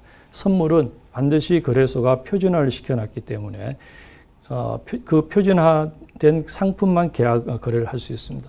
그럼 왜 그렇게 하느냐? 표준화를 시켜놨기 때문에 계약의 품질이나 상품이나 이런 것을 흥정할 필요가 없는 것이죠. 시간이 굉장히 빨리 절약이 되고 모든 사람들이 가격만 결정을 해서 거래를 하면 되기 때문에 굉장히 신속하고 유동성이 풍부해지게 된다. 그런 장점이 있습니다. 자, 상품의 인수도는 현물 거래는 거의 현장에서 매매를 하기 때문에 상품의 인수도 거의 100% 이루어진다고 볼 수 있고요. 선도 거래도 거의 대부분 실물 거래자들끼리 상품 인수를 하기 때문에 거의 대부분 계약에서 실물 인수도가 이루어집니다. 그러나 선물 거래는 이제 나중에 설명하겠지만 실물 거래자뿐만 아니라 제3자 거래, 다양한 모티브를 가진, 동기를 가진 제3자가 개입을 하기 때문에 실물 인수도가 많이 이루어지지 않고 선진국의 시장에서는 한 5%에서 많으면 10%만 실물 거래 인수도가 이루어지고 나머지는 그 전에 전부 계약이 청산이 되어버리는 그런 과정을 겪게 됩니다. 자, 선물 거래를 참여하는 사람은 크게 세 그룹으로 나눌 수 있는데요. 첫째는 해저입니다. 해저는 영어로 얘기하면은 울타리를 친다 이런 뜻인데요. 내 자산을 외부의 위협 또는 위험으로부터 방어한다는 그런 의미를 가지고 있는 겁니다. 그래서 가격의 변동에서 오는 현물 포지션의 손해 가능성을 제거하기 위해서 그 선물 거래를 하는 사람, 이것을 해저라고 부르는데요. 지금 우리 의무사업자들, 전력회사라든지 철강회사라든지 정유회사라든지 다양한 의무사업자들은 실물 경제를 하는 데서 오는 실물 위험이 있기 때문에 그 실물 위험을 없애는 그러한 방편으로 선물 거래를 합니다. 그래서 우리가 선물 해저라고 부르는데 그러한 사람이 그 해저가 이제 한 그룹이고요. 자, 위험을 없앤다는 것은 시장에 있는 위험을 없앨 수는 없고 이것을 누군가한테 전가를 해야 되는 겁니다. 그 누군가한테 전가를 해서 전가를 하는데 해저가 전가하는 위험을 받아들이는 사람, 그런 사람을 투기자라고 부르는데 그 사람들은 왜 그럼 괜히 그 위험을 받아들이느냐? 그 위험에서부터 변동에서부터 오는 수익을 투자 수익을 추구하는 사람들이다. 이렇게 보면 되겠습니다. 해저가 전가하는 위험을 떠안고 거래 가격 차이로부터 오는 투자 수익을 추구하는 사람. 우리가 개인 투자자, 일반 투자자들이나 헤지펀드나 금융회사나 이런 많은 그룹들을 우리가 투기자라고 선물 시장에서는 부르고 있습니다. 자, 세 번째 그룹은 차익 거래자인데요. 현물 가격과 선물 가격은 반드시 일정한 관계를 가지게 됩니다. 아까 선물 가격은 현물 가격으로부터 파생이 됐다. 그 얘기는 선물 가격은 반드시 현물 가격으로부터 연동이 돼야 된다 하는 것을 의미를 합니다. 그 이론적인 가격 차이가 일시적인 시장의 충격에서 변화가 생기면은 그것이 다시 원래 자리로 돌아가도록 거래를 하는 사람들, 그런 사람들을 차익 거래자, 아비트레이지라고 부르고 이런 사람들이 있어서 현물 가격과 선물 가격이 항상 적정한 가격 수준을 이루고 있는 것, 이런 것을 개런티를 해주는 사람들입니다. 자, 지금 우리가 얘기하는 제3자 거래, 3자라고 하는 것은 이 해저를 빼고, 해저는 지금 이미 현물 거래에서 거래 상대자들이 되는 것이죠. 그런데 해저들끼리만 지금 거래를 하기 때문에, 실물 거래자들끼리만 거래를 하기 때문에 유동성이 굉장히 부족해지는 것이다. 그래서 이 과정에서 제3자라고 부르는 투기자나 차익 거래자가 들어오면은 해저들의 가격 위험을 넘기면서, 물론 그 가격 위험을 넘기는 과정에서 해지 비용이라고 하는 것이 드는데, 쉽게 생각하면 우리가 보험을 드는 것이죠. 보험을 들 때 보험료를 지불하듯이 그것이 위험 프리미엄인데, 그것을 투기자들한테 넘기면은 투기자들은 그 보험료를 추구하는 것이죠. 그것이 개런티 되어 있는 보험료는 아니고 투기자가 많으면 많을수록 그 보험료가 싸지게 되겠죠. 그래서 이론적으로는 투기자들이 많으면은 그 해지 비용은 0으로 수렴한다 이렇게 볼 수가 있습니다. 그래서 이 투기자와 차익 거래자가 있음으로 해서 선물 시장이 보다 잘 작동을 하게 되고 그러므로 해서 해저들한테 해지 비용을 낮출 수 있는 그런 유리한 역할을 하게 됩니다. 이 두 그룹을 우리가 제3자라고 부르는 것이다. 자, 해지의 이론적인 근거는 포트폴리오 이론인데요. 자, 포트폴리오 이론은 이런 얘기입니다. 분산 투자하라는 것이죠. 자산을 한 곳에다 다 투자하지 말고 나눠 투자를 하는데 그럼 어떻게 나누는 것이 제일 좋으냐? 두 자산이 만약에 있으면은 상관계수가 마이너스 1인 두 자산에 투자를 하면은 두 자산을 투자하면은 우리가 위험이라고 하는 것을 100% 줄일 수 있다. 이것이 포트폴리오 이론의 핵심입니다. 자, 이 경영학 수업을 재무론 수업을 이제 들으신 분들은 아마 이해를 하실 것 같은데요. 이 오른쪽에 밑에 있는 X축은 리스크입니다. 위험의 크기고요. 종축 Y축은 이제 수익입니다. 수익인데 자, 자산 A가 있고 자산 B가 있습니다. 에셋 A가 B가 있는데 이 두 자산의 콜레이션 상관계수가 1인 것들끼리 포트폴리오를 형성하는 것보다 마이너스 1인 것으로 하면은 어떤 경우에는 위험이라고 하는 것이 위험이 0이 되고 수익은 일정한 수익을 얻게 되는 이 점으로 우리가 만들 수 있는 겁니다. 물론 마이너스 1인 두 자산을 찾는 것은 뭐 거의 불가능한 것이죠. 어마어마하게 어렵습니다.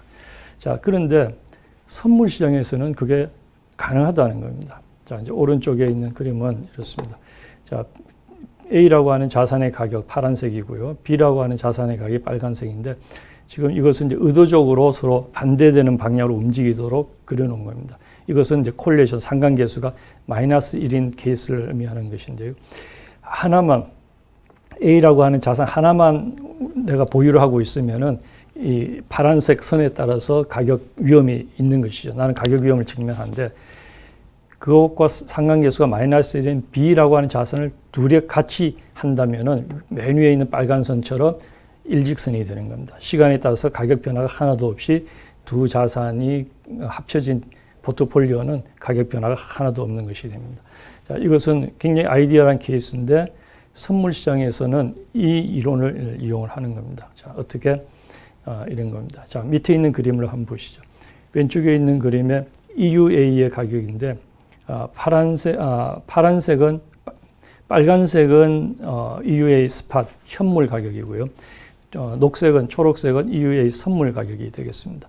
자, 이 두 그래프를 보면은 두 가격이 굉장히 밀접한 관계를 가지고 움직인다는 것을 알 수가 있습니다.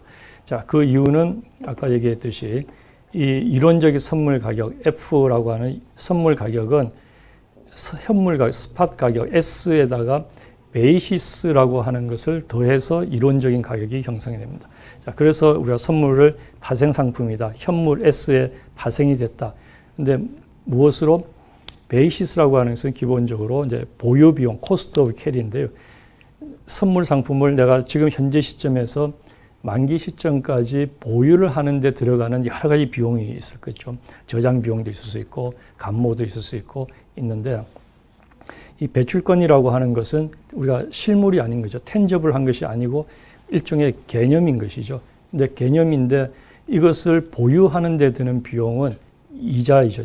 우리는 이것을 경제에서는 기회비용이라고 하는데 이것을 S에 지금 현재 팔아서 현금을 하면은 미래 시점까지 이자를 내가 받을 수 있는데 그 대신에 지금 S를 배출권으로 가지고 있는 것이죠. 그것이 근데 그 미래 이자라고 하는 것은 기본적으로 이자율에다가 보유 기간의 함수인 거죠. 그래서 이자율은 거의 우리가 정해져 있는 것이라 볼 수 있고 보유 기간은 카운트를 하는 거죠. 한 달이 남으면 30일, 두 달이 남으면 60일 이렇게 카운트를 할 수 있기 때문에 이것은 현물 시장의 수급 요인과는 전혀 관계없는 배출권 시장에서 보면 거의 고정되어 있는 변동이 없는 그런 것이라고 볼 수 있습니다. 그래서 그 선물과 현물 가격의 차이를 우리 이제 베이시스라고 부르는 그런 것이죠. 자, 그래서 선물을 위한 해지라고 하는 것은 현물 포지션 그 하나가 있는 것을 선물 포지션인데 현물과 반대되는 포지션, 현물과 반대되는 선물 포지션을 취함으로 해서 베이시스를 만드는 것이죠. 그래서 이 베이시스를 만든다는 것은 지금 현재 빨간 것만, 내가 현물만 가지고 있으면 빨간 포트폴리오가 되는데, 이것을 선물을 반대로 취하기 때문에 베이시스로 돼서 이 베이시스는 거의 변화가 없는 것이다. 만약에 이 두 가격이, 현물과 선물 가격이 상관계수가 1이면은 반대로 취하면은 상관계수가 마이너스 1이 될 것이고, 그러면은 우리가 좀 전에 봤던 이 완벽한 가격 위험을 없애는 퍼펙트한 해치를 할 수 있는 것인데, 그러나 시장의 여건이 베이시스가 조금씩 변하게 되어 있습니다. 그러나 현물 가격 하나에 비해서는 굉장히 안정적으로 움직이기 때문에 현물 포지션을 베이시스 포지션을 바꿈으로 해서 가격의 위험을 없애고, 그래서 경영 포지션을, 전체적인 경영 포지션을 안정화시킬 수 있다 하는 것이 이 해치 이론의 핵심이 되겠습니다. 자, 이것은 지금 조금 전에 설명한 것을 이제 다시 그래프로 그린 것인데요. 이 현물 포지션, 빨간 선이 현물 포지션과 까만 선이 선물 포지션을 합성을 하면은 지금 파란 선이 되는 고정된 수익. 그래서 이 가격이, 배출권 가격이 어디에 있든지 상관없이 내 포지션은 고정이 된다 하는 것이 해치, 선물을 이용한 해치의 효과가 되겠습니다. 자, 요것은 조금 전에 했던 것을 이제 사례를 들어서, 전력회사 사례를 들어서 한 것인데, 그러면 해치를 하는 것이 복잡하냐? 그렇지 않다는 거죠. 지금 현재 2020년 10월에 어떤 전력회사가 있는데, 금년도 누적 배출량이 많아서 가만 보니까 초과가 하게 됐다. 그래서 그 초과된 양만큼 이제 배출권을 구입을 해야 되겠다. 그런데 지금 가격 변동이 굉장히 심한데, 현재 배출권 가격이 3만 원이더라. 그러면 이 3만 원 정도면은 내가 볼 때는, 이 회사가 볼 때는 이 가격에 내년도에 제출을 해도 되겠다, 이렇게 생각해서 이제 해치를 하려고 이제 결정을 한 겁니다. 자, 그럼 어떻게 해치를 하느냐? 지금 현재 현물 시장에서는 이 기업은 배출권 가격 3만 원에 이제 구매를 할 것을 희망을 하는 것이죠. 그러면은 선물 시장에 들어가서 구매하는 것과 반대되는 이제 포지션인데, 배출권 가격이 미래에 올라가게 되면은 나는 낭패를 보는 것이기 때문에 미래에 올라가도 이익을 볼 수 있도록 매수를 하는 것이죠. 매수를 하게 되면은 미래 선물 가격, 내년도 선물 가격이 올라가도 나는 이익을 보기 때문에, 그래서 그 자기가 현물 포지션과 반대되는 포지션으로 선물 시장에서 입장을 정하면 되겠습니다. 실제로 이제 만기 시점에 대해서 보니까 현물 가격이 걱정한 대로 4만 원으로 상승을 해서 현물 시장에서 4만 원에 배출권을 구매를 해서 제출을 했죠. 그래서 만약에 선물에서 해치를 하지 않았으면 그냥 4만 원에 구매를 하고 의무 이행을 했을 텐데, 선물 시장에서는 다행히 해치를 해서 3만 2천 원에 해치를 해서 4만 2천 원이 같이, 선물 가격은 현물 가격과 같이 움직이기 때문에 현물 가격이 3만에서 4만 원으로 오르면은 선물 가격도 3만 2천에서 4만 2천 원으로 올라가게 되고, 그러면 이익이 만 원이 될 겁니다. 그 이익을 빼면은 나는 애초에 원했던 3만 원의 배출권을 구입한 것으로 되겠습니다. 만약에 가격이 그럼 올라가지 않고 하락하면 어떻게 되느냐? 하락하게 되면은 현물 시장에서는 이익을 보겠죠. 내가 2만 원에 했으니까. 그러나 선물 시장에서는 오히려 가격이 같이 하락하기 때문에 손해를 보게 되는 겁니다. 그래서 그러나 그 현물과 선물 손실을 합치면은 결국은 나는 3만 원에 구매를 한 것이 되죠. 그래서 이 해치라고 하는 것은 가격이 어떻게 되든지 상관없이 내가 애초에 원했던 가격에 고정을 시킬 수 있는 그러한 메커니즘이다, 이렇게 보면 되겠습니다. 자, 이제 선물 시장에 우리가 한국에서는 이제 지금 6년이 지난 3기부터 이제 선물 시장이 도입이 되려고 하는데요.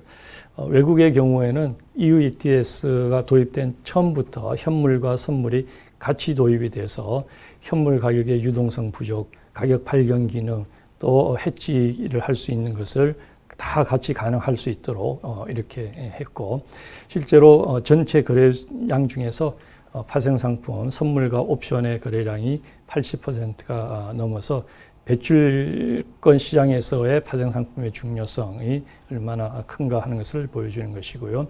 당연히 파생상품에서는 제3자 거래를 허용하는 것이 굉장히 중요하다. 그래서 EU ETS의 경우에는 실물 거래자가 한 25%, 실물 거래자라는 것은 의무 사업자가 되겠죠. 그리고 의무를 지지 않지만 여러 가지 모티브에 의해서 동기에 의해서 거래를 하는 민간 참여자, 개인이나 금융회사나 여러 민간 참여자가 75%가 돼서 해외 배출권 시장에 잘 작동할 수 있도록 이렇게 하고 있습니다. 자, 마지막 슬라이드가 되겠습니다. 우리가 선물 시장의 도입에 대해서 이제 우려하는 분들이 많이 계신데요. 선물 시장은 전 세계적으로 모든 그 가격 변동이 심한, 가격 위험이 큰 시장에는 다 도입이 돼서 작동을 하고 있습니다. 그것이 그 위험하다든지 또는 특별히 문제가 있다면은 150년 이상 전 세계적으로 선물 시장이 이렇게 작동하기가 어려웠을 것이라고 볼 수 있습니다. 선물 시장은 오늘날 우리 금융시장뿐만 아니라 실물 경제에도 굉장히 중요한 역할을 하고 있는데, 그 첫 번째가 실물 경제인들, 우리가 배출권 사업자뿐만 아니라 의무 사업자들뿐만 아니라 뭐 상품이라든지 뭐 금리라든지 환율이 필요한 이런 많은 부분에 있어서 가격 위험을 해지를 할 수 있는 기능을 제공한다.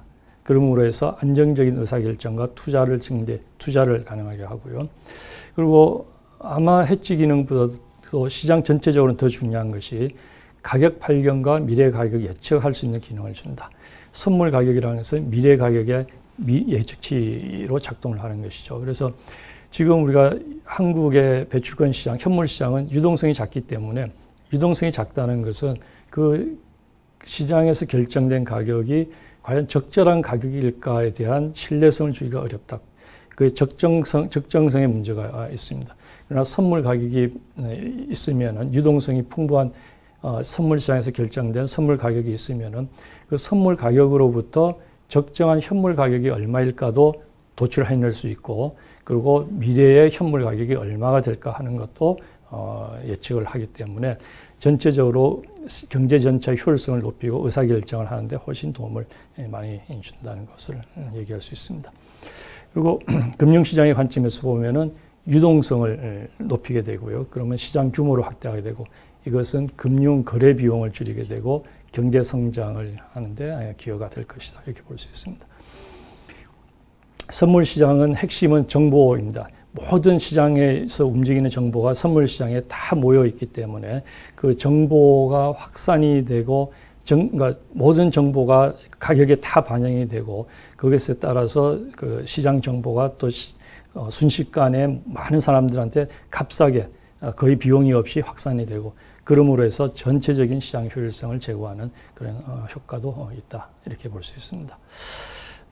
이 내용이 저희 대학원에서 한 학기 저희가 이제 탄소 배출권과 거래와 파생상품이 한 학기 과정인데 짧은 시간에 말씀을 드렸습니다. 아마 뭐 만만치 않은 내용이었을 것 같은데 질문이 있으면은 질문을 받도록 그렇게 하겠습니다. 장시간 동안 배출권 거래 시장 메커니즘, 그리고 가격 결정 과정, 그리고 저희가 좀 생소하게 생각을 했던 선물 도입의 효과 등에 대해서 이론적인 설명을 해주신 양승용 교수님께 다시 한번 감사의 말씀을 드립니다. 이후에는 저희가 사전에 받았던 여러분들이 보내주신 질의에 관련된 질의응답 시간을 갖도록 하겠습니다. 포럼에 질의응답 시간을 갖도록 하겠습니다. 사전 질의는 지난 10월 27일부터 11월 6일까지 공단에서 발간 중인 ETS 인사이트와 또 여러분들의 개별 메일 등을 통해 조사가 되었습니다. 먼저 질문을 보내주신 분들께 감사의 말씀을 드립니다. 이 질문 관련해서는 양쪽에 발표를 해주신 고려대 양승용 교수님과 공단의 백원석 차장께서 답변을 해주시도록 하겠습니다. 사전 질의에 관련된 사전 질의는 대부분 3차 계획 기간의 제도 운영에 관한 사항이었습니다. 그래서 공단의 백원석 차장께서 답변을 해 주시는 것으로 하겠습니다. 첫 번째 질문입니다. 3차 할당 계획 확정에 따라서 배출권거래제법 및 시행령 지침에 대한 개정 일정이 어떻게 되는지에 대한 문의를 해 주셨습니다. 네, 잘 알고 계시다시피 배출권거래법이 20년 6월 달에 개정되었고 시행령도 8월 달에 개정이 되었습니다. 그래서 현재 추가로 개정이 진행되고 있는 것은 없는 것으로 알고 있습니다. 다만 그 상기 할당 계획이 확정이 돼서 지침 개정은 바쁘게 진행되고 있습니다. 먼저 할당 지침은 10월 28일까지 행정 예고되어 지금 그 의견을 취합 중에 있고요. 그리고 11월 중에 개정할 예정이라고 합니다. 그리고 인증 지침은 21년 상반기에 그 개정을 해서 21년 명세서부터 적용할 수 있도록 추진할 예정입니다. 마찬가지로 상세 지침도 환경부에서 올해 내에 일부 개정을 추진하고 있는 것으로 알고 있습니다. 네, 그 답변을 해 주셨고요. 두 번째 질문은 이건 좀 불확실성이 큰 질문 같은데요. 2020년 배출권 가격 동향은 어떻게 될런지 전망을 해 주시라는 좀 해 주셨으면 하는 질의가 있었습니다. 잘 아시죠? 배출권 가격도 뭐 교수님께서 발표에서 말씀해 주셨듯이 기본적으로 시장 원리에 의해서 즉 수요와 공급에 의해서 결정된다는 것은 당연한 것일 것입니다. 그러면 저기 공급 측면에서 보면 배출권 거래제 특성상 그 계획 기간 시작 전에 KAU 20 배출권은 이미 사전 할당으로 이미 공급되었습니다. 추가적인 공급은 내년에 있을 그 추가 할당 신청량이라든가 그리고 시장 조성자의 매도량 그리고 외부 사업 인증 실적 등도가 예상되는데 예년과 크게 다르지 않을 것이라고 생각이 됩니다. 자, 반면 그 수요 측면에서는 KAU 20 배출권의 수요가 2기 3차 이행년도 20년 1월부터 12월까지 할당 대상 업체의 온실가스 배출량에 따라 결정된다고 할 수 있습니다.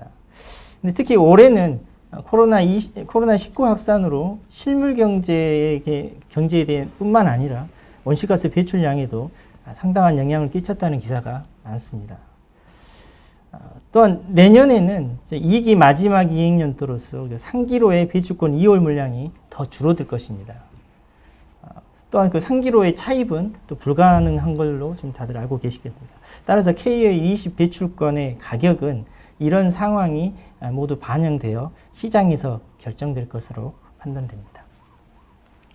네, 가격이 시장에서 결정이 된다는 말씀을 해주셨고요. 이 세 번째 질문은 이게 이제 3차 계획 기간이 되면서 그 유상할당 업종이 많이 늘어났습니다. 그래서 배출권 거래제의 유상할당 비중이 10%로 확대가 되면서 그에 따른 경매 수익이라고 해야 되나요? 그 수익이 과연 어떻게 활용될 것인지에 대한 궁금증을 문의를 해 주셨습니다. 경매 수입이 상당히 많은데요. 경매 수입에 대한 활용 방향은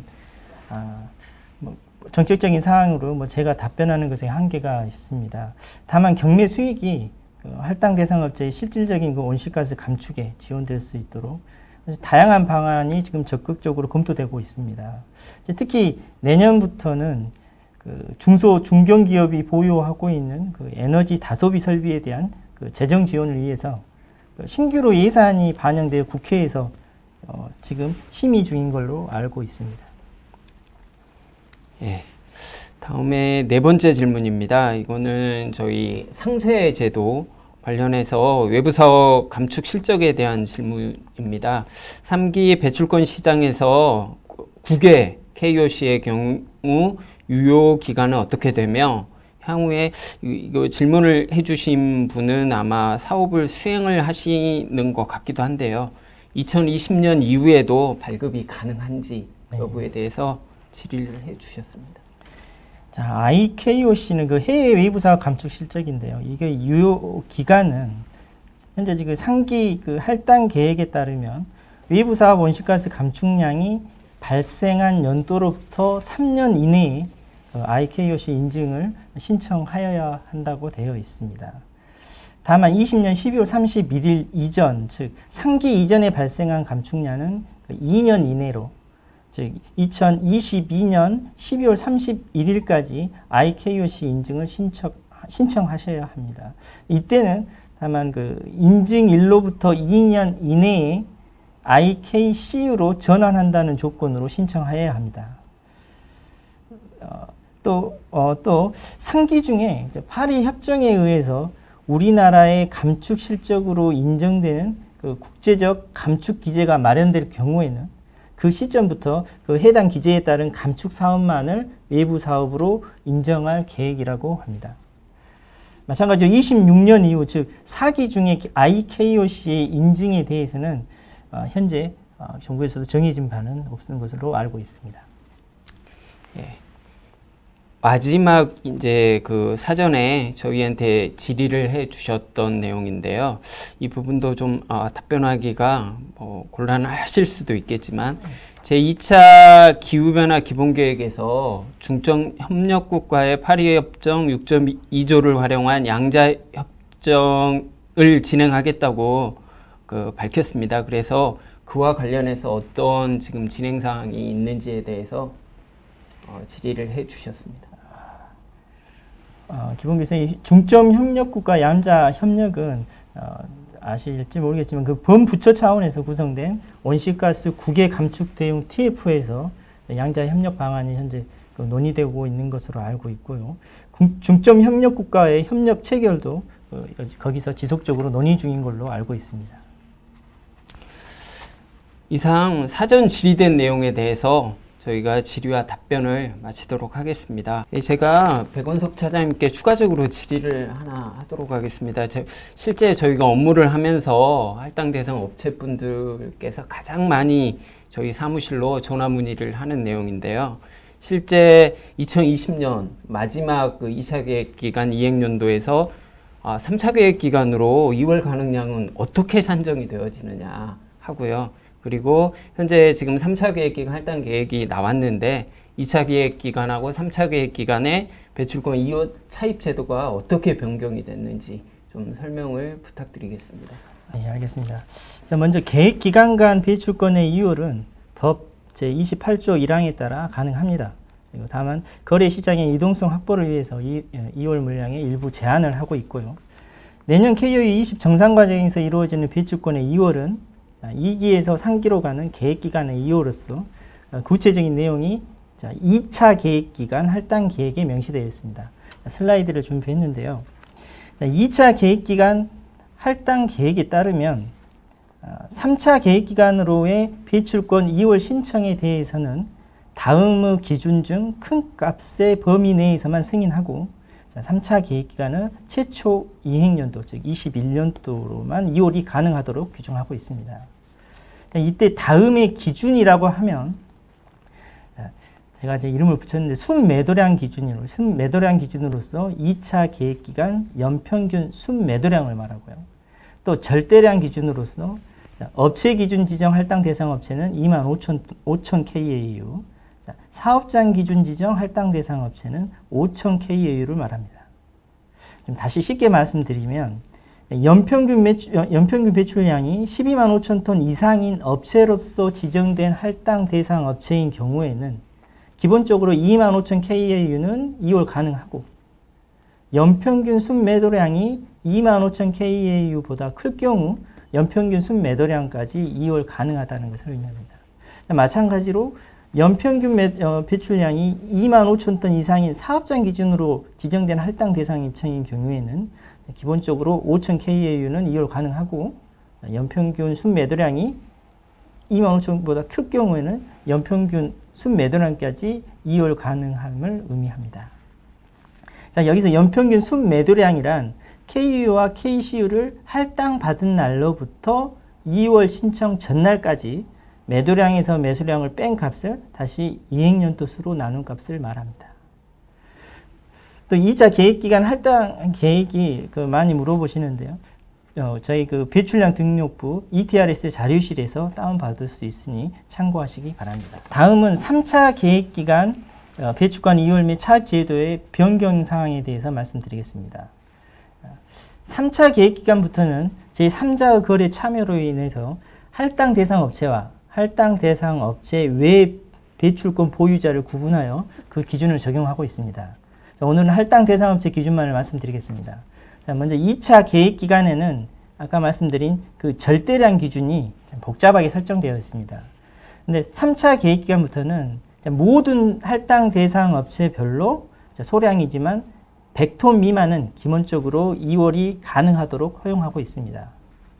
그리고 이행연도 간 이월, 즉 1차에서 2차, 2차에서 3차 이행연도의 이월은 순매도량의 2배, 그리고 3차에서 4차, 4차에서 5차 이행연도의 이월은 순매도량의 1배만큼만 이월이 가능합니다.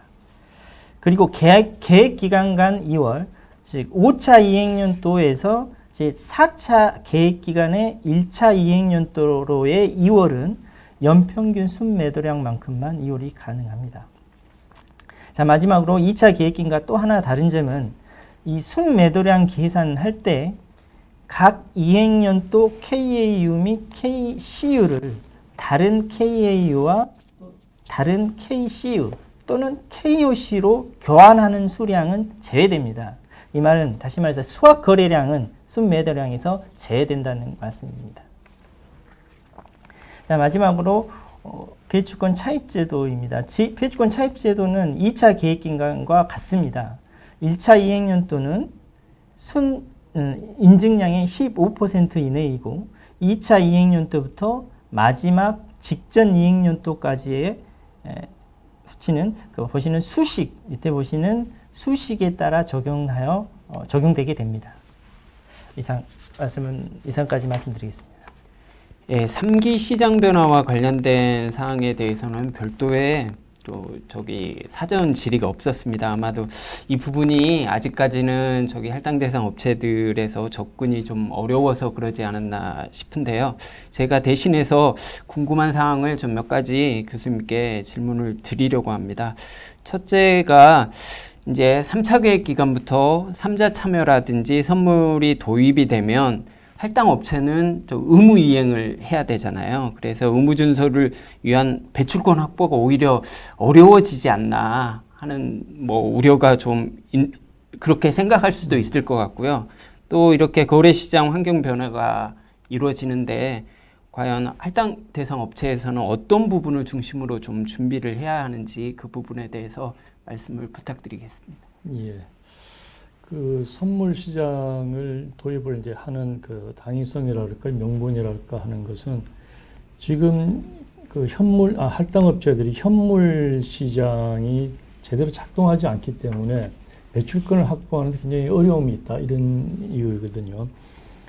이 현물 시장은 지금 유동성이 굉장히 부족한 시장이다 이렇게 볼 수 있습니다. 유동성이라고 하는 것은 내가 원하는 가격에 원하는 시점에 내가 원하는 물건을 확보하는 능력, 그런 것을 의미를 하는데 지금 우리 선물 거래가 제대로 작동을 하지 않고 그렇기 때문에 내가 필요한 시점에 필요한 가격에 배출권을 확보하기 굉장히 어렵습니다. 근데 선물 시장이 도입이 되면은 무엇보다도 거래량이 굉장히 많아지죠. 실물업체뿐만 아니라 그 제3자 거래도 굉장히 많고 시장 조성의 역할도 많기 때문에 유동성이 굉장히 많아지고요. 그렇게 되면은 내가 언제든지 필요한 물량을 확보할 수 있는 능력이 제고된다 이렇게 볼 수 있고요. 어느는 그 선물 거래를 통해서 미래 시점에 내가 필요한 것을 유연하게 전략을 짤 수가 있다. 지금 현물 시장에서는 내가 지금 확보를 해야 되는지 미래 시점에 해야 되는지 그런 것을 굉장히 판단하기가 어렵거든요. 그것도 역시 유동성이 부족하고 그 가격 적정성의 문제 때문에 그런데 그런 측면에서 보면은 선물 시장이 그런 어려움을 보완해 줄 수 있다 이렇게 볼 수 있겠습니다. 두 번째 질문은 이제 거래 시장 환경 변화인데요. 지금 우리 이제 국내적으로는 이제 제3기 계획 기간이 이제 예정이 돼 있고 뿐만 아니라 이제 파리 기후 협약이 이제 내년에 정식으로 작동을 하는데 파리 기후 협약도 제도적으로 지금 완비된 상태가 아니기 때문에 거기에도 제도적 불확실성이 여전히 존재를 하는 상태입니다. 뿐만 아니라 이제 최근에 그 미국의 새 정부가 첫 번째 일성으로 파리 기후 협약에 복귀를 한다 이렇게 했거든요. 그것이 앞으로 가져올 변화가 만만치 않은 변화를 가져올 것이다. 우리 한국 시장뿐만 아니라 전 세계 시장도 그렇고 또 한국 시장의 그 어떤 통합 가능성, 또 외연의 확장 이런 그 변화가 많기 때문에 그런 측면에서 우리 의무사업자들은 이 시장의 움직임, 국내 시장의 움직임에 대해서 상당히 그 민감하게 고려를 할 필요가 있고요. 또 하나는 지금 파생상품 시장이 이제 등장을 하게 되면 이것은 결국은 우리 실물업계에 유리하게 도움을 주기 위해서 작동을 하는 것이기 때문에 실물업계 입장에서는 그것을 조금 더 적극적이고 유연한 마음으로 그것을 활용하는 그런 준비가 필요하다 이렇게 볼 수 있겠습니다. 네. 두 번째는 아까 이제 강의에서도 말씀을 해주셨는데요. 1, 2차 계획 기간에도 장외 시장에서 업체 간 선도 거래라는 일부 파생 상품이 운영이 실질적으로 되었습니다. 근데 이 3차 계획 기간 이후에 이러한 장외 선도 거래 등의 파생 상품이 장내 이렇게 선물 거래로 전환이 된다면 업체한테는 어떤 좀 메리트가 있는지 예. 그거에 대해서 좀 말씀 부탁드리겠습니다. 예, 선도 거래는 이제 우리가 이런 예가 적절할지 모르겠지만 우리가 배추의 밭대기 거래가 신문에 자주 등장을 하는데 그것을 떠올리면은 좀 더 쉽게 이해를 할 수 있지 않을까 싶은데 우리 농민들이 이제 봄에 배추를 밭에다 심고 가을에 되면은 배추 가격은 굉장히 등락을 심하기 때문에 그 봄에 심은 배추가 가을에 그 시장 가격에 그냥 판매를 한다 하는 것은 어떤 의미에서 보면은 투기적 거래를 하는 것이거든요. 가을에 배추 가격이 좋을 것을 기대를 하고 그렇게 하는 것인데 요즘은 거의 대부분의 농가들은 미리 그 밭대기 거래를 합니다. 그러니까 밭에 있는 상태에서 그 산지 수입상들한테 가을에 가격을 이 정도로 쳐주세요. 이렇게 하고 미리 넘기는 것이죠. 그것이 대표적인 선도 계약입니다. 계약은 지금 하고 가격은 지금 결정하고 인수도는 이제 가을에 하는 것이죠. 자, 그렇게 하는데 그 첫 번째는 그 상인들하고 결정한 가격이 내가 잘 받은 가격인지 하는 걸 잘 모릅니다. 왜냐하면 선도 계약은 양자 계약이거든요. 그 계약이 다른 사람들한테 안 알려지고 다른 사람들의 선도 계약도 나한테 알려지지가 않습니다. 그래서 내가 상인들하고 했던 가격이 과연 적절한 가격인가를 찾아야 되는 가격 탐색 비용이라는 게 듭니다. 그것이 굉장히 이제 큰 비용이고요. 가을에 이 상인이 예를 들어서 가격이 폭락을 하면은 적지 않은 경우에 상인들이 계약을 이행을 하지 않습니다. 그것이 계약 불이행의 위험인데 계약 불이행의 위험이 그 거래 교섭력 이 상인들이 훨씬 더 많기 때문에 거래 교섭력이 약한 농민들 입장에서 보면은 그걸 당할 수밖에 없는 것이거든요. 근데 선도 거래는 양자 거래이기 때문에 그 거래 상대방이 계약을 이행하지 않으면 그것이 고스란히 나한테 와야 된다. 그러나 선물 거래의 경우에는 그러한 위험이 전혀 없다. 선물 거래소에서 그러한 위험을 다 해주기 때문에 그렇다는 것이고요. 그다음에 이제 위험을 관리하는 비용인데 그 예상 시장 가격이 1,000원인데 상인들 입장에서는 그 1,000원에 받지 않겠죠. 1,000원에 사지 않고 800원 정도에 사고 싶어 하는 거죠. 왜냐하면 그 200원 정도를 내가 그 위험 프리미엄으로 미리 받는 것이거든요. 그런데 그 위험 프리미엄은 거래 교섭력에 따라서 굉장히 차이가 많이 납니다. 그래서 이런 모든 것을 우리가 거래 비용이라고 부르는데 EU ETS 초기 단계에 그 장외 거래의 거래 수수료가 10%를 넘은 적이 있거든요. 지금 우리 그 주식 시장의 거래 수수료는 0.5%도 안 합니다. 거기에 비하면은 초기 시장에 거래 상대방을 받고 상대 거래방을 찾고 계약을 이행하고 하는 데 드는 거래 비용이 굉장히 비싸거든요.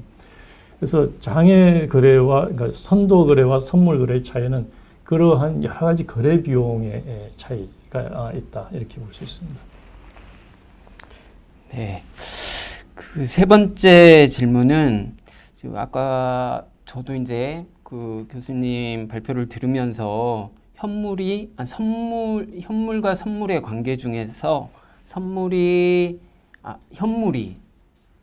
현물과 선물의 관계에서 저 지금도 약간 헷갈리기는 하는데요. 아무튼 현물과 선물의 가격 차이가 크지 않다. 그거는 이론적으로는 같이 가는 게 맞다. 이렇게 이해를 했습니다. 근데 일부 제가 뭐 의견을 들어보니까 파생 상품이 도입이 되면 오히려 이 기초 자산인 배출권 가격의 변동성이 좀 커질 수 있다는, 그래서 가격이 오히려 급등락이 이루어질 수 있다는 뭐 이런 의견도 있더라고요. 이 부분에 대해서는 어떻게 생각을 하시는지. 이것은 이제 이론적으로 그 선물 시장의 도입이 과연 현물 가격의 변동성을 오히려 높이는 것인가 하는 굉장히 중요한 연구 이슈이거든요. 그런데 이제 이론적으로 보면 이렇습니다. 미래에 대한 변동성, 불확실성은 모르는 데서 오는 것이거든요. 변하는 것은 우리가 확실하게 미래를 알면은 그 변화가 작을 텐데 미래 모르기 때문에 우왕좌왕하고 전부 그렇게 하는 그런 데서 오는 것이거든요. 특히 우리가 선물 시장이 없이 현물 시장만 있으면은 대부분의 현물 사업자들은, 그러니까 실물 사업자들은 한쪽 방향으로 움직일 가능성이 많습니다. 특히 우리 국가 전체의 그 할당 계획이 정해져 있기 때문에 거기에 맞춰서 예를 들어서 경기가 굉장히 좋아진다든지 또는 기후가 굉장히 나빠진다든지 하면은 현물 포지션을 가지고 있는 실물업자들은 한쪽 방향으로 움직이기 때문에 변동성이 그만큼 커질 가능성이 많이 있거든요. 근데 선물 시장에 들어오면은 선물 시장에는 첫째 많은 정보들이 시장에 다 들어오고 정보가 많이 들어오기 때문에 불확실성을 줄이는 역할을 하고요. 또 제3자들이 서로 다양한 그 해석과 입장에서 전략을 가지고 거래를 하기 때문에 그래서 오히려 가격 변동성을 줄이는 그런 역할을 할 수 있다, 이렇게 볼 수 있겠습니다. 네, 마지막 질문인데요. 이제 3차 계획 기간부터 아무튼 그 시점은 아직 뭐 정확히 뭐 정해지진 않았지만 배출권 거래 시장에 파생 상품이 도입이 된다고 합니다. 그러면 그 도입을 하기 위해서 저희가 지금부터 좀 고려를 하거나 좀 유의해야 될 사항, 그리고 준비 사항들이 혹시 어떤 것들이 있는지 좀 말씀을 해주시고요. 예.